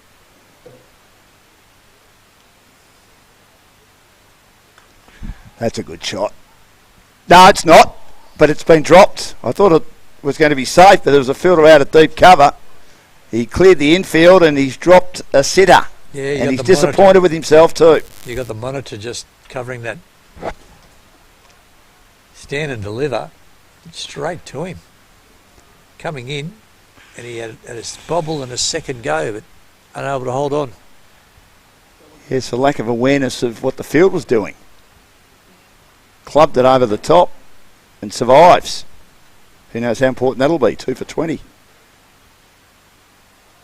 Ooh, we had a little bit of a flitter outside the off stump there, and Ali's bowling generally stump to stump as well, like his partner in crime, Khalif.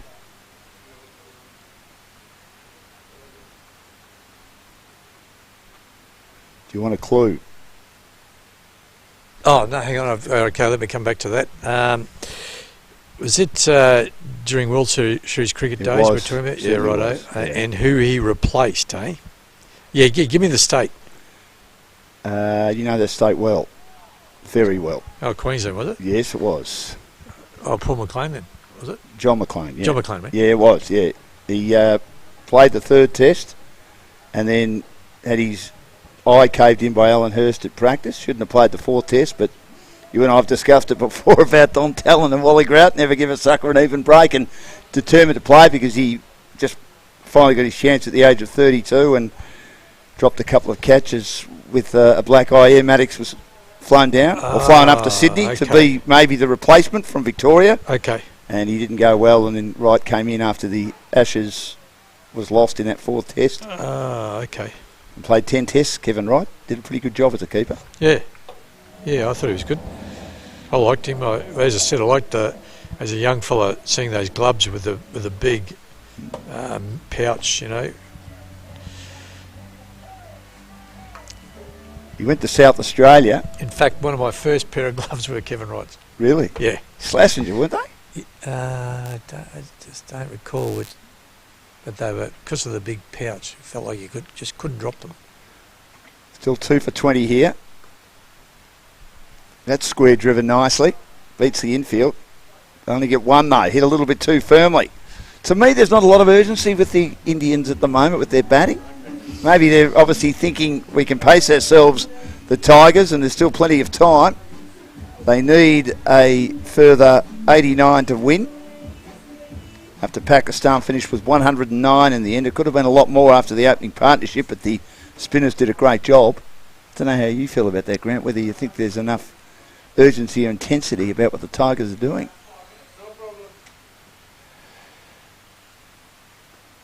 Maybe they've got in their mind the accelerator point. We've really got to not lose too many more wickets, and then at 7 or 8, over 7 or 8, we'll hit the button. That's if they've got a plan. You'd like to think they have.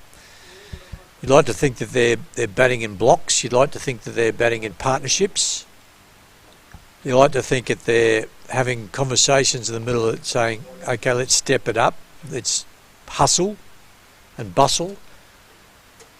I thought there was more bustle from the Pakistani Sultans side all the way through their innings. I agree with that. Just felt like that. Talar got going early because Farouk's timing was not there. And that was a little bit of an issue. And then he got going.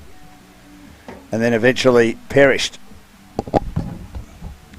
But he's had a great tournament runs-wise. 169 at an average of 84.5. So a bowling change from the northern end. Grant will have a rest and Suhas will come back in. What are you thinking at the moment? They've lost a couple of early wickets. Indeed. And that's the 7th wide already. Yeah, it's a curse that both the teams are struggling with, actually. Although India only conceded 13 extras, we saw earlier today there was 10 extra overs bowled by the two teams who played the middle game. Yeah, that's because you're juxtaposing it with one-of-a-kind game. Otherwise, the word only is not added before 13 extras. Not by coaches who are taskmasters. That's much better from Ashish. That angle helps. The fact that he's not giving much room helps. And the length, of course, with which that spongy bounce is being achieved is helping Najibi. Now Max Heffernan. So Max Heffernan in the attack, yes. The left armour. He's made some runs in this tournament.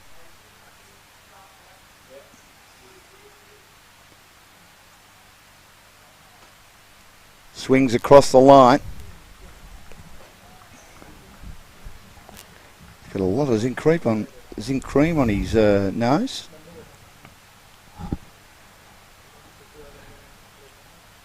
Isn't that one of the most required things in Australia? Well, I haven't put enough on it. I've had about 6 skin cancers removed.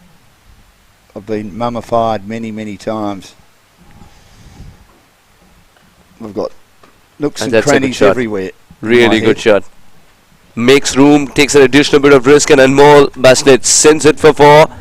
This will change the momentum. This will break the shackles. Well, he's faced a lot of balls, and he skipped to the pitch of that, gave himself some room, as you could see, and put it away, finding a gap, which is what he needed to do. I think the concern was the boss, Harry, and a few of the committeemen are having a good look. They'd be a little bit nervous, maybe. Absolutely right. Three men who absolutely adore cricket. And yes, of course, the handshakes begin because you see Mandroop in the screen too. Harry, who's definitely lifted cricket here in this region. Vikas, who's been a pillar of support, and alongside him, we'll get back to it in a bit. Ashish has got to re-ball this one. Yes, another Max wide. Heffernan. As we were talking about the three men in your screen, the third one is none other than Mandroop himself. Mandroop, the skipper of Indian Tigers a season ago. I remember in 2023 he just starred in that tournament, and they were the hottest of hot favourites, and the Australians upset them in the final. 100%. Yes, the Kangaroos. Played brilliant cricket. Sydney Kangaroos they were at that time. I think they were the Aussie Kangaroos. Or the Aussie Kangaroos. Yeah, the Aussie Kangaroos. Yes, Mandroop.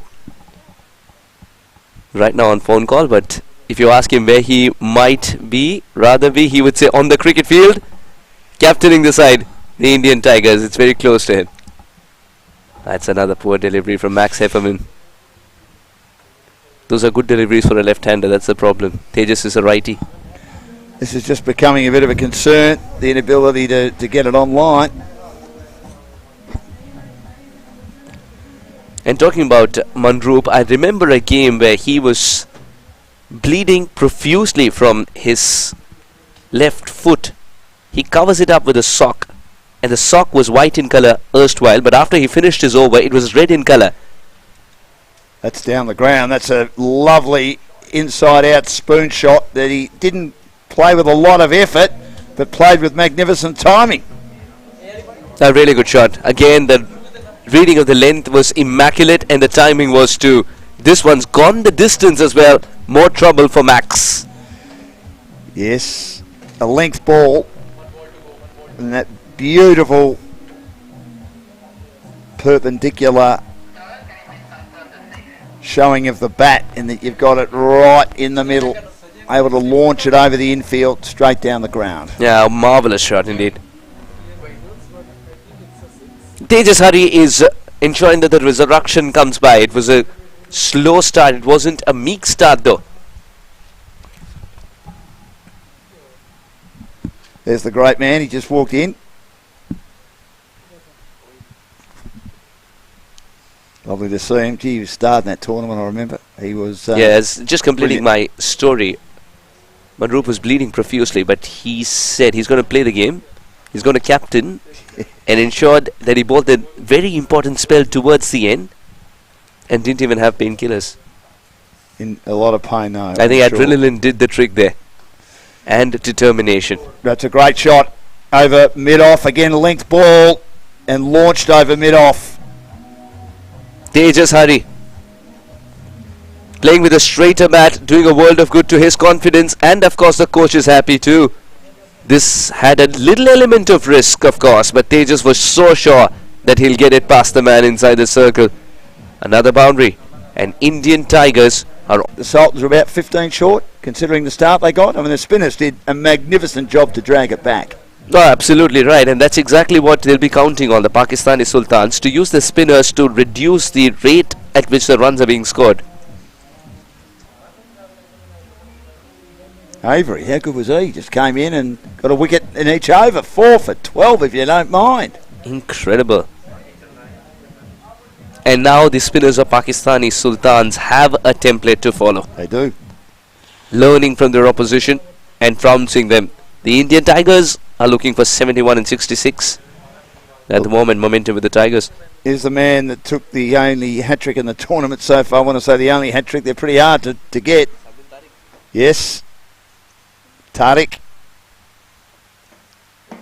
2 for 39 after 5 overs. They need 71 from 66. Current run rate is at 7.80. Required run rate 6.45.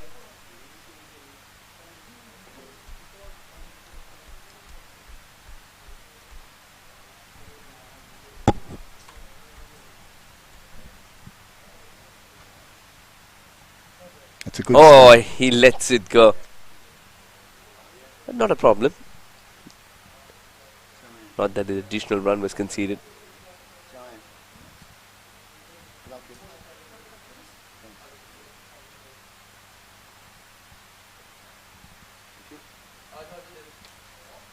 Ooh, almost chopped it on. Saad bin Tariq is troubling the batters indeed. Now this will be quite a contest here. Tejas Hari, who is on song, scoring at 200. Dan Hilby up against Saad bin Tariq, who's searching for momentum himself as he starts. Yes, he bowled beautifully in this tournament as well. There's been so many heroes with the ball. The match winner, Tariq. That's a good shot. That's a really good shot indeed, and it'll trickle away for 4. That's exactly why we were looking forward to this matchup. Tejas Hari versus Saad bin Tariq. Hari is winning hands down at the moment. Yes, his ability to pick the gaps has been a highlight so far. It was a little bit short and wide, and he was able to nestle it away with a bit of a late cut. A lot of class in that shot from Hari. 20 of 9. Yeah, that's a good start, isn't it? 20 off 9. Over 200% strike rate for Tejas Hari. 12 off 18 for Anmol Basnet. Beaten by a good one there. Wicketkeeper appealing for a stumping. I think that they're going to go upstairs and have a look. See whether the back foot might have shifted. Nothing wrong with the delivery once again. No. Watching the batter till the last moment. He looped it. No problem there. Oh, he did jump as a knee-jerk reaction, and that could mean trouble. Tejas Hari, you put yourself in trouble not because of the balance but because of a knee-jerk reaction, and this is great thinking by the keeper. I think it's Saud Shakil. I wonder whether he may have just got back Saad. in time though. He certainly was up. Yeah, he's indicating now about the jump. That's why he appealed, the wicketkeeper. Looking at the body language of Tejas Hari, I don't think he's that concerned about it. I'll tell you what, he was inside the crease all right, but he jumped, and that is the exact moment where the bails came off. And here is a man who's striking at more than 200. I wonder whether he might have just got down in time. It looks close, very close. Indeed. And not out signal. Oh, This is where the soft signal comes into play. When you don't have enough proof, enough evidence. Yeah, benefit of the doubt. I like the technology, but sometimes you're looking for something that's not there if you're constantly going for the replay. Tariq now trying to give himself room. Hari, this is a wonderful battle, as Suhas said, between two good cricketers. Yeah, two thinking cricketers. One had a brain fade moment just a while ago. He will not shy away from playing his shots. Beautiful Save shot. your legs on Anmol Basnet. Tejas Hari is not moving because he knows he's sent it for 4. One of the most stylish strokes to end the over with. 6 overs later, it's 48 on the board. And it didn't have as much air in the delivery. It was actually pretty flat to be able to produce a shot like that and find a gap. So 24 off 12, and Anmol Basnet is 12 off 18. He's just watching all the action at the other end. His job is to do what he can to get Hari on strike.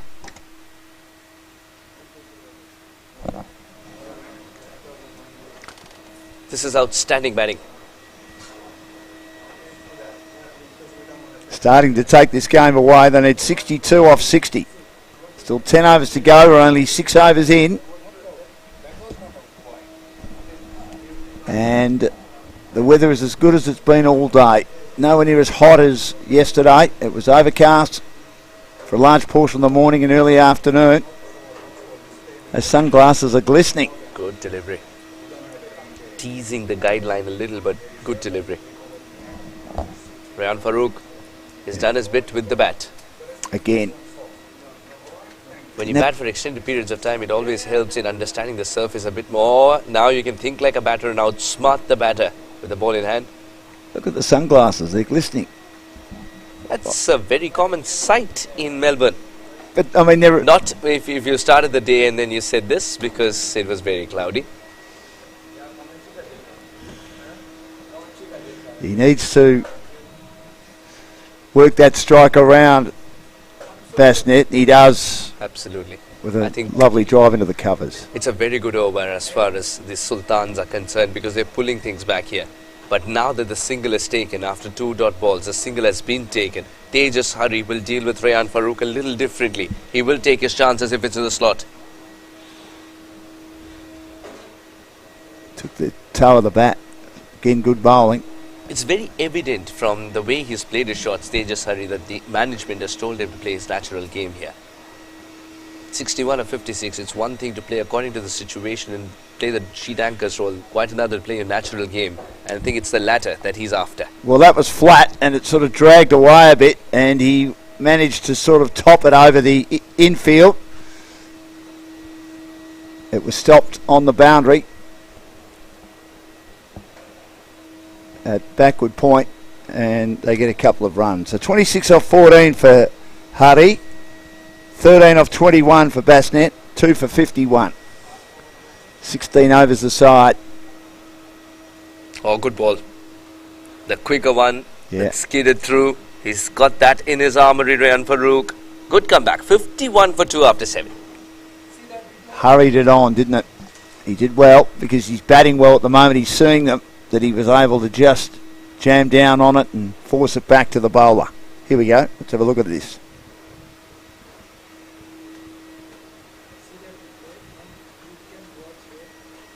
Now, this happened a while ago. Oh, this is the stumping. And this was a stumping scare that he survived. But he will not jump like that once again. He landed the toe just at the right time He before did. the bail left the groove. But good proactive keeping. And a brain fade moment for the batter. He survives it somehow. And in a high octane contest like this one, it's a learning curve for Tejas Hari. Could have been disastrous. This is Tariq. He's in his second over. And a great battle with Bassnet now. That's a good shot. It We'll get is at a least nice a couple shot. of runs. Yeah. The second run was a little late to start with, but he had to collect the ball there. The keeper, the bails were dislodged without the ball in hand. That doesn't help.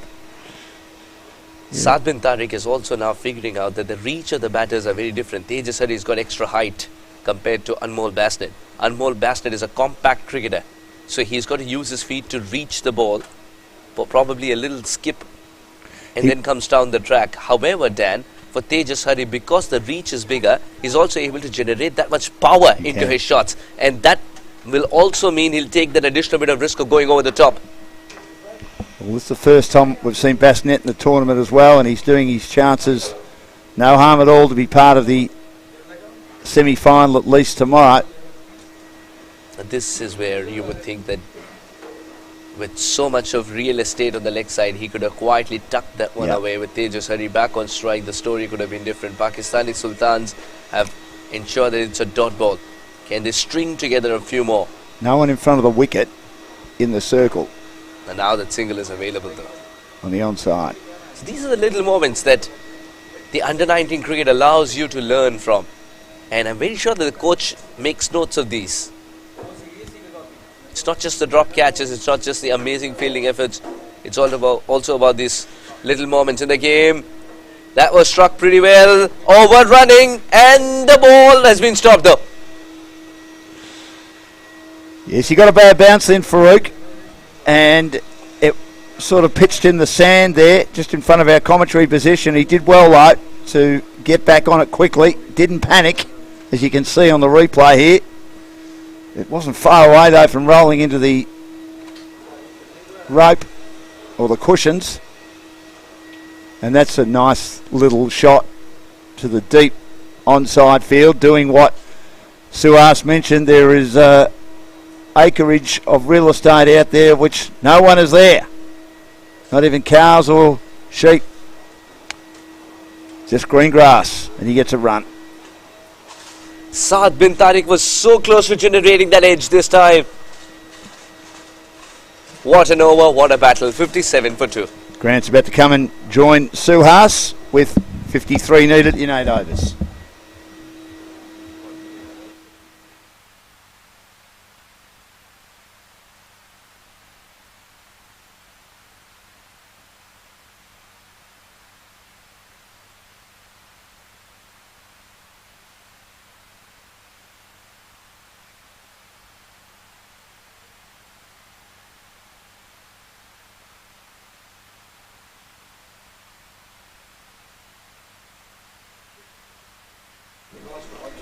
Slightly short and he pounces on it. There is protection in the deep though. Oh, what a battle. This is going to be Rayan Farouk, the leg spinner, and with the illusion of spin, of not spinning the ball sometimes, just the illusion of spin, getting the better of the batter. Extra bit of bounce available versus Anmol Basnet. 16 of 25. He's looking to kick into the next gear.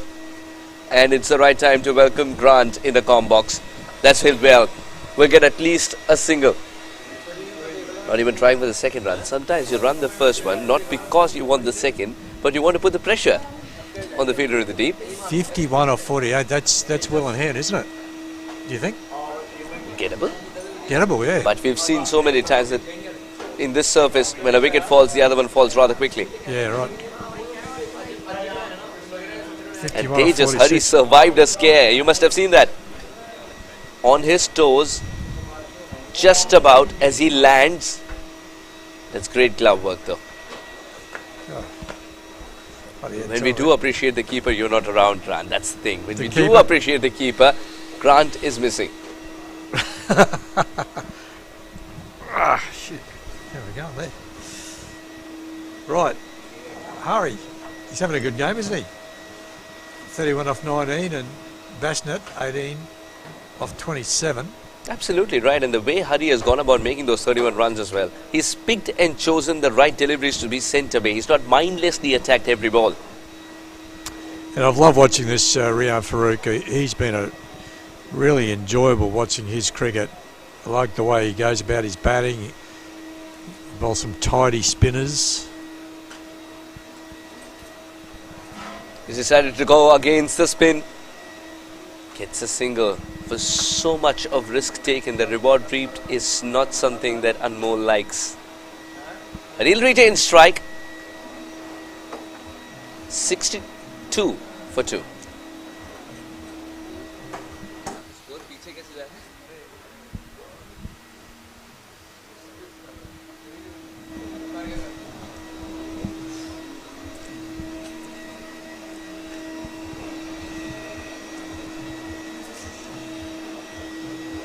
So 3 runs of this over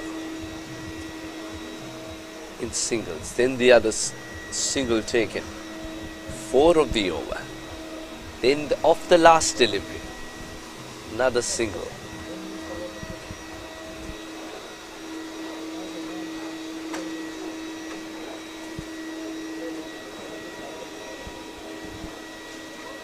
Didn't bounce at all. The pitch has started to show different moods. Yeah, we noticed that when we were on. It's particularly to the spin here. It's just saying, I'm tired, I've had enough. But it's been so good all game. It's all tournament actually. It's been a really good block. It's just getting tired. It needs a rest. Would this be taken? The opportunity created, the opportunity pouched. That's the end of the partnership. Basnett's got to walk, and Saad bin Tariq has woven a web around the batters.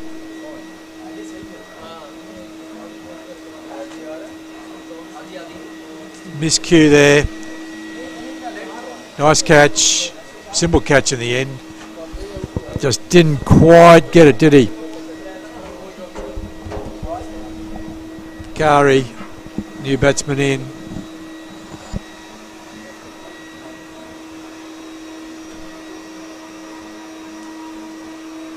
Three for 61 off the 9.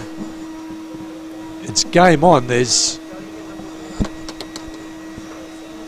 plenty of opportunity here to get in and get this total.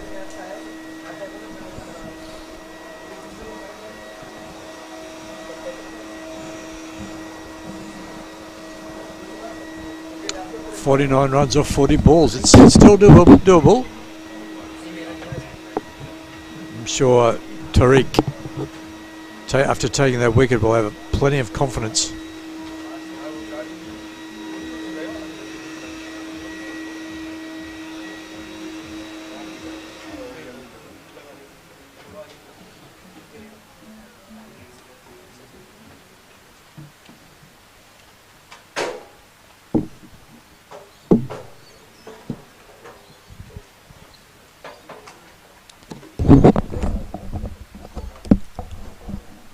The mark, first ball.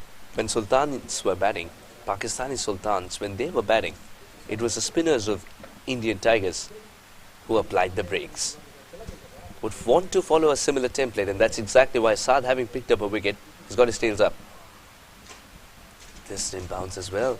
Yeah, the stroke play is definitely more difficult down this end now. You want to keep bowling spin into this northern end because the ball's just not getting up. It's getting up for the pacers, many pace and pace bowlers. Now watch the pacers and spinners queue up to bowl from this end. Height, yes, no distance, should be taken. One produces another, and the saying is true in cricket. This time it's a huge wicket of Tejas Hari. Two new men at the crease. Pakistani Sultans up top realize this is the opportunity. This is when you hold the door ajar. It's game on. He went for a big shot there and just didn't get onto it, did he? Spooned it in the air, and quite a simple catch coming around just from that short mid-wicket area, and that's it. Two quick wickets, as you alluded to, and now it's 48 off 37, and the equation is looking much more difficult.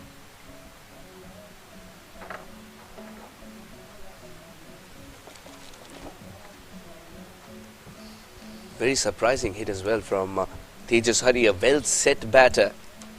But he's played his natural game. That's the way he accumulated all those runs in this innings. And that's exactly why some batters live by the sword, die by the sword. You can't question them much because the license was given to him. He played that shot. But did the situation demand? I don't think so. So the captain's got a decision too. Which bowler does he give the extra over to, the fourth over to? Saad bin Tariq's a great candidate. 2 wickets in the final over of his, that is the third over. Farooq has bowled 2, he's bowling his third. Farooq has been excellent as well.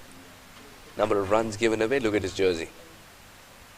Oh, almost. That's how close he has been to picking up wickets. Not the first time, Grant.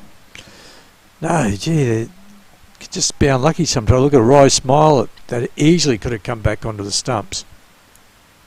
The surface is very easily becoming difficult to bat on. Now is where a mature mind will come into play, which will not just think about the equation but also the approach to the equation, because the surface is such.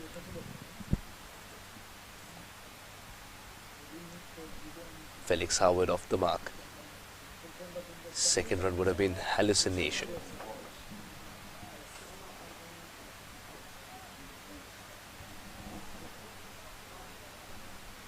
Rehan Farooq, the way the Indian batters, 2 new men at the crease, are dealing with Rehan Farooq, The threat is by taking singles, and that changes pretty quickly.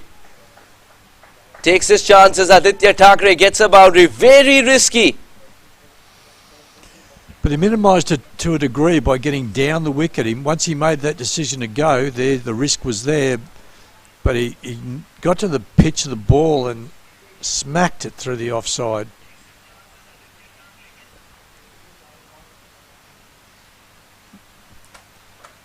We're back live.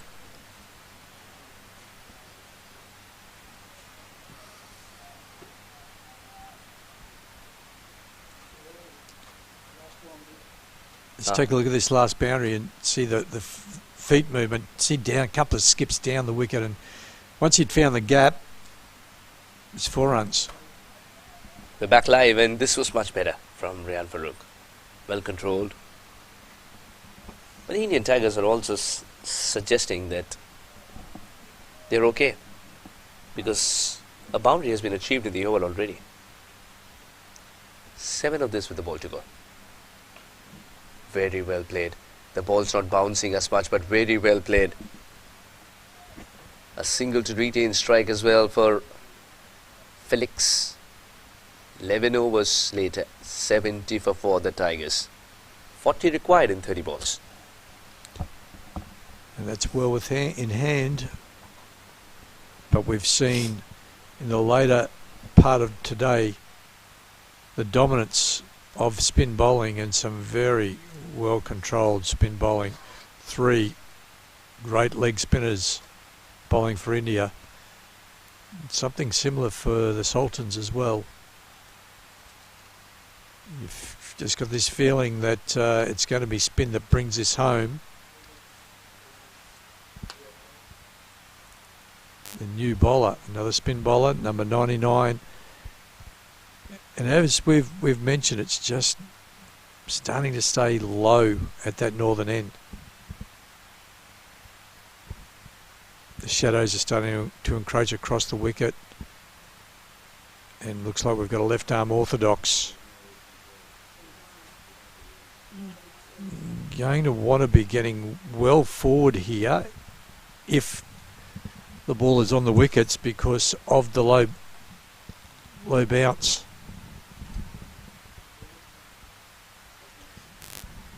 He's got some protection on the offside for the right hand of the deep cover and the long off.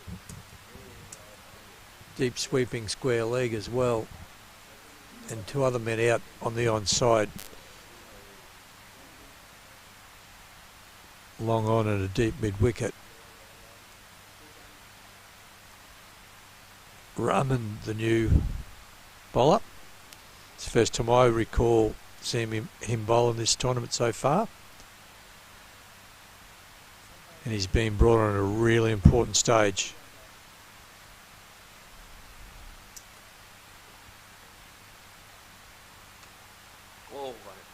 And that's bowled. First ball. That's what I mean. Get forward. When you get forward, be very careful with that. That was the bouncer. That was okay, but it was just a step miss, pretty much. Man with the golden arm. He's come in and attacked the stumps end. Picked up the wicket. Aman-ur-Rahman. Where were you hiding? Felix Howard looking to push that on the leg side, leaving a big gap between bat and pad. Once he made up his mind that that's where the ball was going, let's take a look. He's looking to hit that leg side. Once he made that decision, he made to make sure he made connection, didn't he? This one came back in with the angle. He was playing for the spin, and the gate exposed between the gap between the bat and pad. Ball went through that. Stumps disturbed, and the batter is also very disturbed. Felix goes back 70 for 5. It's just making it all the more difficult at the moment as the sun sets and the wicket is starting to play a few tricks. Some just consistent bowling will be all that's required here. And the Indian side must take full toll of anything short, anything loose.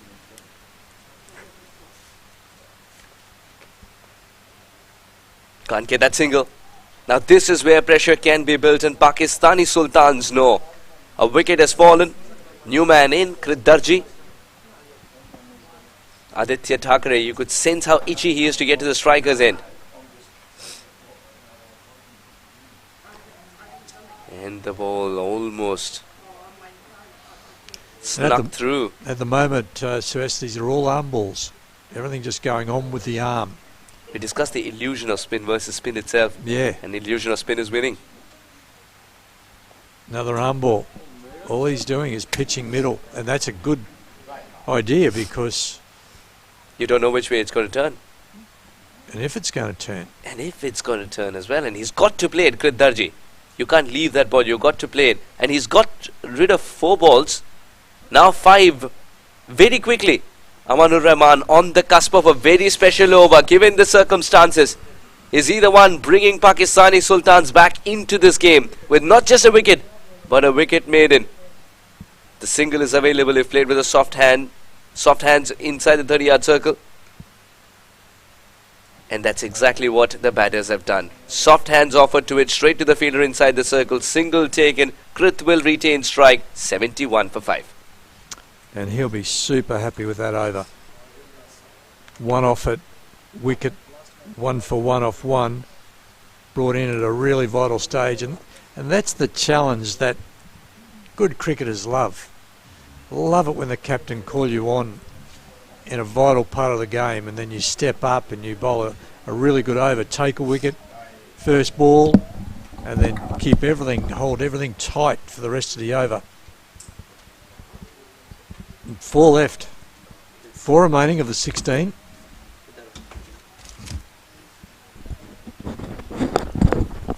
We'll get Dan. Well, they're going to bring it home for the commentary team. Well, my WinViz, which doesn't have a caveat in it, Grant, I think has got Pakistan 75-25 now. Right. Gee, that's a big variation. That's almost a certainty. Almost. What do they need? 39. It's nearly 10 and over. Again, the spinners have done a great job here. Rayan Farouk in his last over. Flatter, dartier ball that's played back to the bowler. So, look, another dot ball. The problem is they just can't score regularly. Plenty of space, as we've said a few times. They're not getting the right deliveries. That's better, but only 1. And they needed more. It needed to be hit more squarer than Grant. I don't mind if they've got it in their repertoire to invent a couple of shots here, whether it's a reverse sweep or a switch hit or a ramp, something like that, because this bowling is so tight, and the bowlers are dictating at the moment.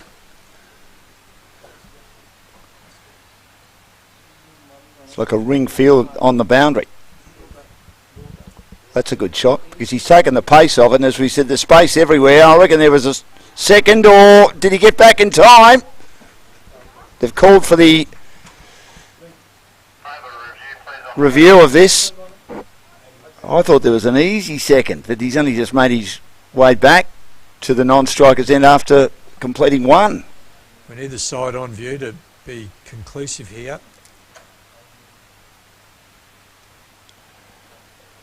It's really hard to tell from the end on. So if we've got a side on, that'll be very useful. Just to me, with that shot, it looked like 2, but great hustling from the fielders on the boundary to almost produce a run out. It's been declared not out. All good. All good. Yeah. Good decision. Not out. Do you think there was 2 there, Grant? Or obviously not in the end, but I thought the way the shot was played, taking the pace off it with lots of gaps. Well, Dan, I think it certainly would deserve pushing it because ones aren't going to cut it. No. 5 for 73. And this is pulled away again. Again, they'll only get 1.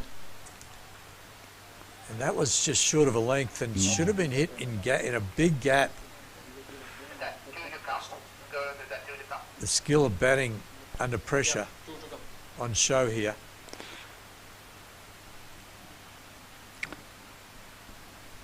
.36 needed off 20. And good bowling. Saw him coming, saw him making the charge. So speared it in. Yeah, that's really good awareness from Rian Farouk. Didn't give him right. I do think he's got a cricketing future, this fella. Oh, I do too. He's in, as we've said a couple of times, the emerging Victorian teenage squad. That's a shorter delivery that's driven down the ground, but once more just for a single. They must start taking risks. I'm not a massive advocate for reversing and ramping and switch hitting, but just think if Glenn, I know it's a big call, but if Glenn Maxwell was out there, we would have seen the full repertoire now, because the good cricket shots, or the straight bat shots, are just not picking up boundaries at the moment. And a couple of boundaries with 3 overs left and 34 required, certainly what we need. The bowling has been really good by both teams. I wonder what sort of extras we're up to, Dan. Any idea? Any thoughts? We were at 7 or 8 at one stage, weren't we? I reckon they've had more than India. Oh, okay. But not by much. They've certainly reined it in with the spinners. Again, like the Indians did. These spinners are top class in regard to their control, and obviously you should not be as a spinner. I've watched cricket for a long time, and even at a very young age, when you saw a spinner overstep, you shook your head. Didn't happen very often, but when it happened, you thought, how? Yeah. It's happened way too much with the pace bowlers, with these young boys. I suppose over-exuberance. Still maybe understanding their run-ups. Top edge. That might be very, very handy. That's where I'm thinking the boundaries are. But he got there by big swing and a big edge. What if, Dan, he had in his repertoire where he could reverse sweep that or switch hit that and make sure of it? This is where these inventive shots certainly come into play. There's a boundary. But he may not have the confidence to play it. No, that's going to take a lot of practice, a lot of time. Should have got a run there. It was hit pretty hard. Great piece of fielding of his own bowling.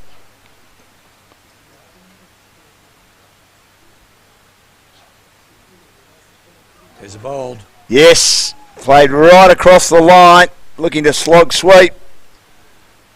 And Aman-ur-Rahman has got Pakistan closer to top of Pool A, which is where they want to be to host Afghanistan Eagles. Just lovely control, isn't it? Hasn't bowled, hasn't really turned it, just bowled arm ball after arm ball after arm ball. Pitching at a good length. Sometimes it's staying a little lower than others.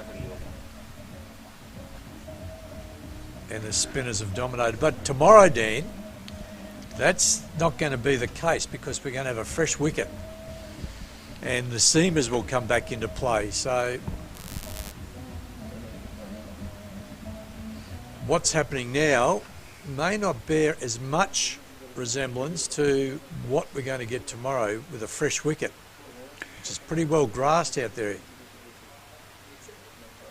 Some class players on all 4 teams.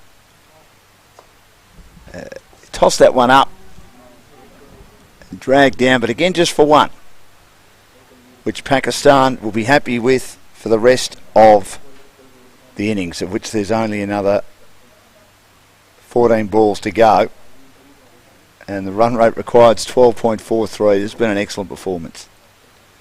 Losing 2 early wickets for India didn't help. They never really got going in this run chase at the level they wanted to. Good use of the feet, but again, he saw them coming, Very clever bowler, this young man, Rahman. And he speared it in, not allowing him to get underneath it and maybe put it away for 6. Aditha sacks him on strike now, and he manages to sweep it over deep backward square. And I'm happy with that because he did something different. He leapt outside off stump and said, I'm going to actually hoik you. Look at this. Steps outside and hoiks you, and that goes for a boundary.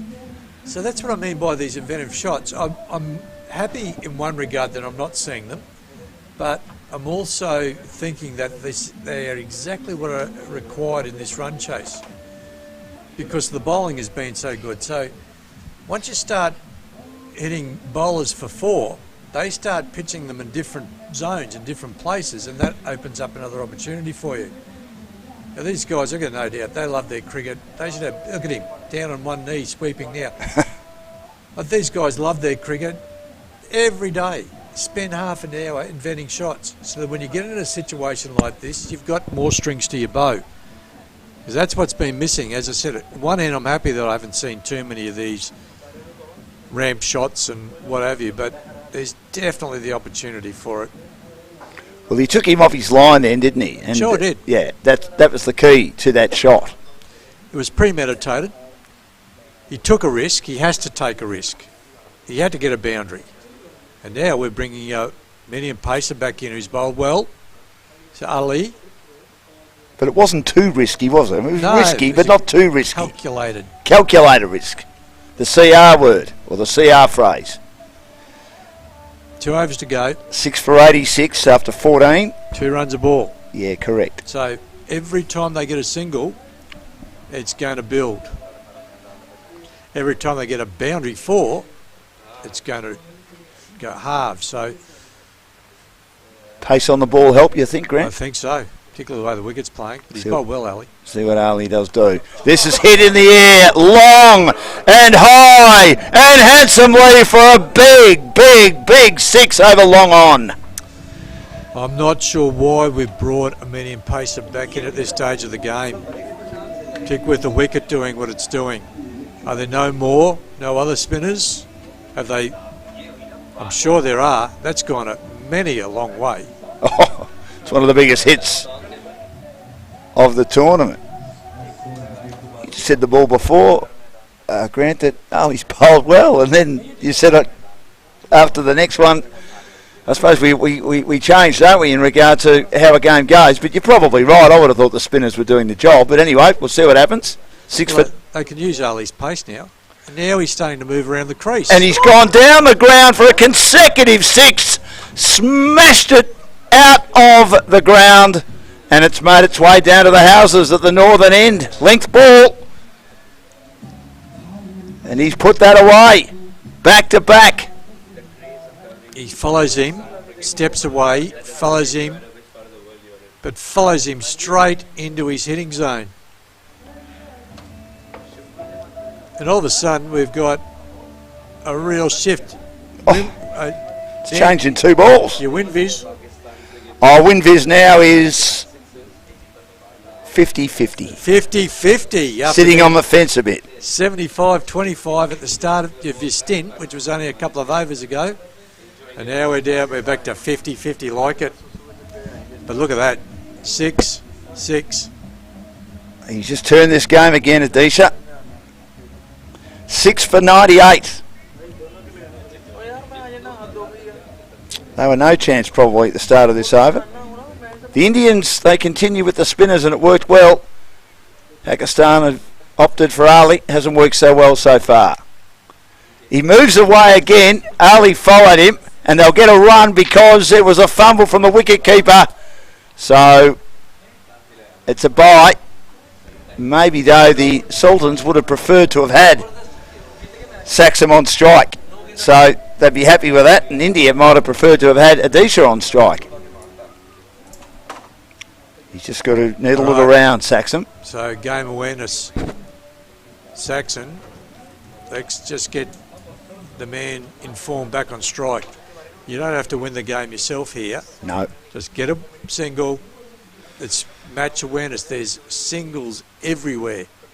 It's just tap and run, get him back on strike. He's got adrenaline and his eyes in. All the fielders on the onside on the boundary. Oh, and that's wide. a wide. He threw his bat at it, but it was way too wide, and that's a handy run again for the Sultans. Sorry, for the Tigers against the Sultans. They've got to bowl another ball.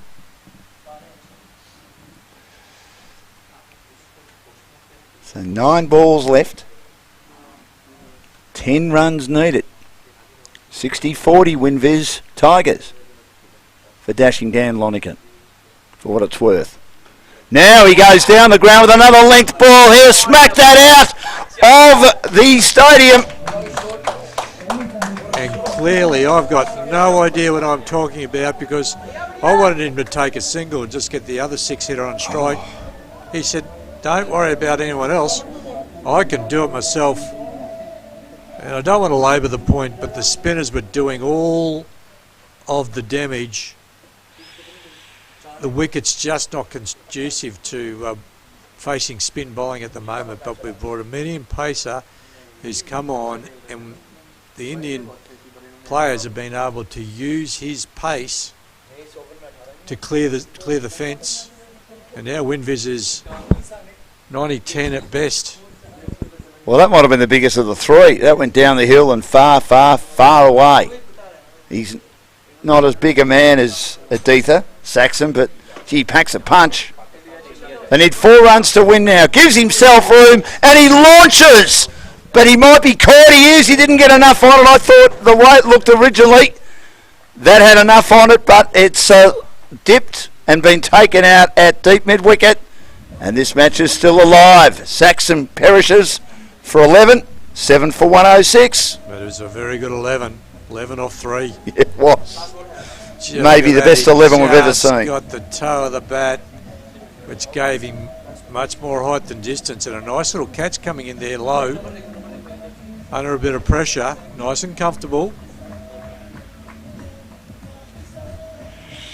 Now left-hander coming in. The left-hand, right-hand combination. Still the Tigers to lose. 1 ball remaining in the 15th over. Yeah, you just would have thought that the Sultans, doing so well with the spinners, would have learnt from the way that India brought themselves back into the game with their leg spinners. How well they bowled, the control they had. I totally agree. The wickets that Avery picked up. There's his off-stump guard. Ranbir Singh is a good player. We've seen him bat a bit, more of a worker, a nurturer, a nudger, a dabber. Needing 4 from 7 balls. Ali 2 for 29 on his third. 6-6 by wide. 6 wicket. No wide down leg side here, Ali. He's got to adjust. He's got to get his line outside off stump to the left-hander. They've come from the clouds here, India. Just got to stay off the leg stump. No wide down leg side. Tigers need 4 to win. Harley bowls, and he gets a top edge here. Goes over the top. It might go to the boundary. Be touch and go. It's go. India win.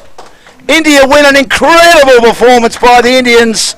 They've found a way to win. He's got the top edge, and it got away from the fielder at third man. And can you believe it, Grant O'Hara? They have come from the clouds in that incredible 15th over. Well, I can. I'll tell you why I can, because I think there was a big decision made coming into that penultimate over, where the Sultans decided to move away from what was working, and that's the spin of any of their spinners. Someone had come in and just bowled slow because the wicket wasn't responding. Wasn't easy to bat on for spin, but as soon as they put pace into the wicket, hitting became much easier. So there's a reflection for the captain of the Pakistani Sultan side. But as I said, tomorrow, different kettle of fish all over again, Dan, because we've got a wicket that's going to be much more grassier and much more conducive to the medium paces, the seamers. So whilst it's a win to the Indian Tigers tonight, it can be another whole set of circumstances tomorrow in the semi-finals. Who are you picking to win? The two semi-finalists now will be India against, or the Tigers against the Afghanistan Eagles, and the Pakistan Sultans will play the Lankan Lions. Yeah, well, I think we've seen the two final teams right there myself. The one little caveat, I like my caveats. You love them. is if the Sri Lankan side can post a score, because they're a really good defensive bowling team. They give away the fewest amount of extras. They stick to their plans the best out of the remaining teams. And if there is a caveat, it's the Sri Lankan side's got a chance. Have a look here. Well, there was some interesting performances. Nadeem out for 2 and and Nadeem out for 1. And then Basnet did a good job, might have done enough to be in the semi-18 off 30. Good partnership with Hardy, who made 31 of 23. And then it sort of fell away a bit with Felix Howard going for 2 and Darji going for 8 when the spinners were on. And then Saxon got 11 off 4. Great 11, as Grant said, when they brought Ali on and they got 24 off the last over. And Adisha was the man, 22 off 10. And then Ranbir Singh hits the boundary off the only ball he faces, a top edge over third man. So, well done. Khalif has bowled very well, 1 for 11 off his 2 overs, 2 for 33. Ali, Heffernan, none for 18. Tariq, 2 for 16. And down the bottom there, Rahman, 2 for 11. 11 extras, there you go. Pakistani Sultans, 11 extras versus 13 extras. These teams been very disciplined. Most of those would be wides too, Grant. There were a lot of early days. Now, the partnerships, or looking at the match summary, I should say, Taylor 35 off 39 for Pakistan. Rayan Farouk started slowly, but 30 off 23 in good form. And Afzal Sadiq a handy 19 off 14 to get the score past 100 when it didn't look likely, with the spinners right on top. And of course the hero for the Tigers, Neville Avery, 4 for 12, a wicket in each over. And Taja Hadi, 1 for 19, and he also batted well with 31 off 22. And Adisha, 22 off 10 for the Indian Tigers. And the best with the ball, Tariq's had a great series so far for the Pakistan Sultans, 2 for 16, and the other spinner also bowled really well, Aman-ur-Rahman, 2 for 11 off 2, and maybe he should have bowled his third over with Ali bowling that and going for 24. So the Indian Tigers win by 3 wickets with 1 over remaining, and again, Grant, they will take on the Afghanistan Eagles in one semi-final tomorrow, while it will be the Pakistan Sultans, who stole defeat from the jaws of victory, who will take on the Lankan Lions. And we look forward to your company again tomorrow. We'll have, of course, the presentation, the man of the match with Suhas, and can't wait for the semi-finals of ACL Under-19 Championships for 2025. Enjoy your evening.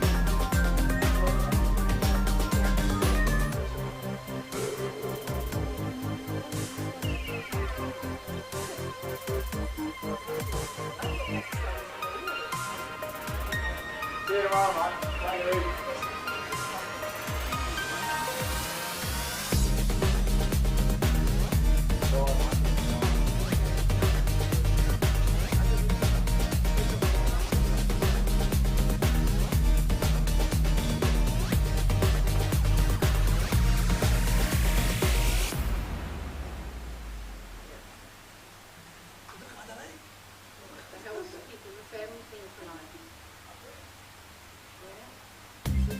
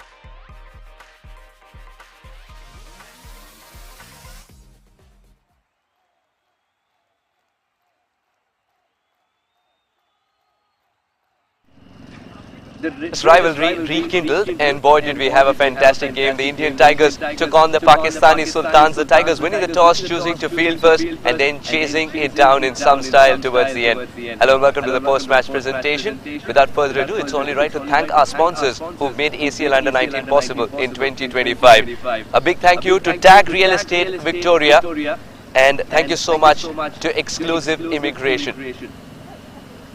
Let's have a chat with the captain who came second, Rafi, the captain of Pakistani Sultans. Rafi, yes indeed, this was a learning curve. Having said that, you had your moments in the game. Yep. Yeah, I think in the end we were just off for small little periods, which in the end obviously gave the match away to the Indian team. What was your chat with the openers first up? Because they took a bit of time with conditions as well at that time. Yeah, I think when a game is reduced to 16 overs, a lot of the time you can sort of start going from ball one, and then that can lead to a lot of wickets and clumps. And I think that was the main thing I told them.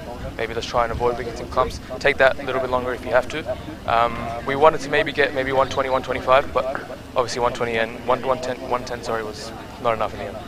Before the big semi-finals, you wanted to iron out some chinks. Have you done that? Or in a bit of experimentation, you've realized you've fallen short? No, there's obviously a lot of learnings. Few things we did right in the past 2 games and didn't do right today. So we'll obviously take that on the chin. A loss is a loss, obviously, but try and not replicate those mistakes again tomorrow. Hard luck today, but all the best for the big semis. Thank you so much. Rafi, the captain of Pakistani Sultans. Let's speak with a winning skipper now. Ahmed Nadeem of the Indian Tigers. And the Tigers roar once again. What should be most satisfying for you is that new heroes have emerged. Yeah, definitely. I think a lot of boys that showed potential today was really exciting to watch. I think it was in good stead for the finals. It's a marketing dream, of course, the India versus Pakistan angle. But how was it, the pressure, handling it there? I think it was good fun because I think we're all like mates. So I think it just helped the rivalry, and I think we all took a lot of fun out of it. So I think it was a good game. Personally, a good way to start with the ball in hand as well. It's something that you enjoy, the additional responsibility. Yeah, I think for me, bowling is just more having fun from it. So I think today I really enjoyed it because the conditions worked in my favour. I was swinging it and nipping it around. I think really enjoyed it, and I think hopefully it goes well again tomorrow. And finally, a word on the spinners as well. They brought you back into the game at a time when it looked like 130 plus was possible by the opposition. Yeah, I think the real strength in our team is that we've got abundance of spinners. Our biggest strength, they were able to bring the run rate down and take the wickets, and I think that's what's able to for us to chase 110 instead of 130, where it's more in their hands. Remarkable effort. All the best for the big semis. Thank you. The captain of Indian Tigers, Ahmed Nadeem. It's time to give away some silverware. I welcome the secretary of Lindale Cricket Club, Rodney K. Arts. Rodney, if you could come on this side, please. And Rodney will give away the Player of the Match award. There were quite a few contenders, but it has to go to Neville Avai for spinning a web around the batters. Wickets at crucial times. Didn't stop at 3, did you? 4 then. Neville, if we can have a word with you. First the photograph, of course. Thank you so much.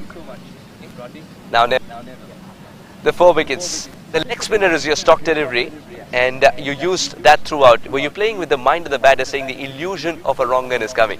Yeah, I did once or twice just to keep him on their toes, because they were asking about it, and I was just like, you have to wait and see.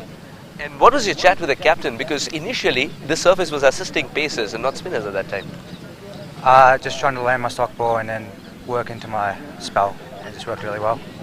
You got some great mates to be bowling in tandem with. They complement really well. Absolutely, it was great to bowl in a partnership with him because he really let me set myself and just kept blowing dots from one side. You were sensational with the ball in hand. Keep spinning a web around the batters. All the best for the semi-final. Thank you.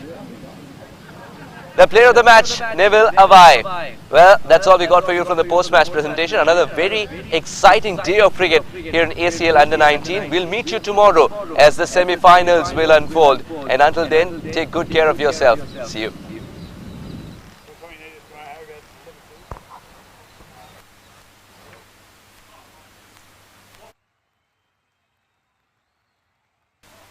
Are you driving or am I driving? feel under-19 is a breeding ground for exciting talent, and talking about exciting talent, we've got such a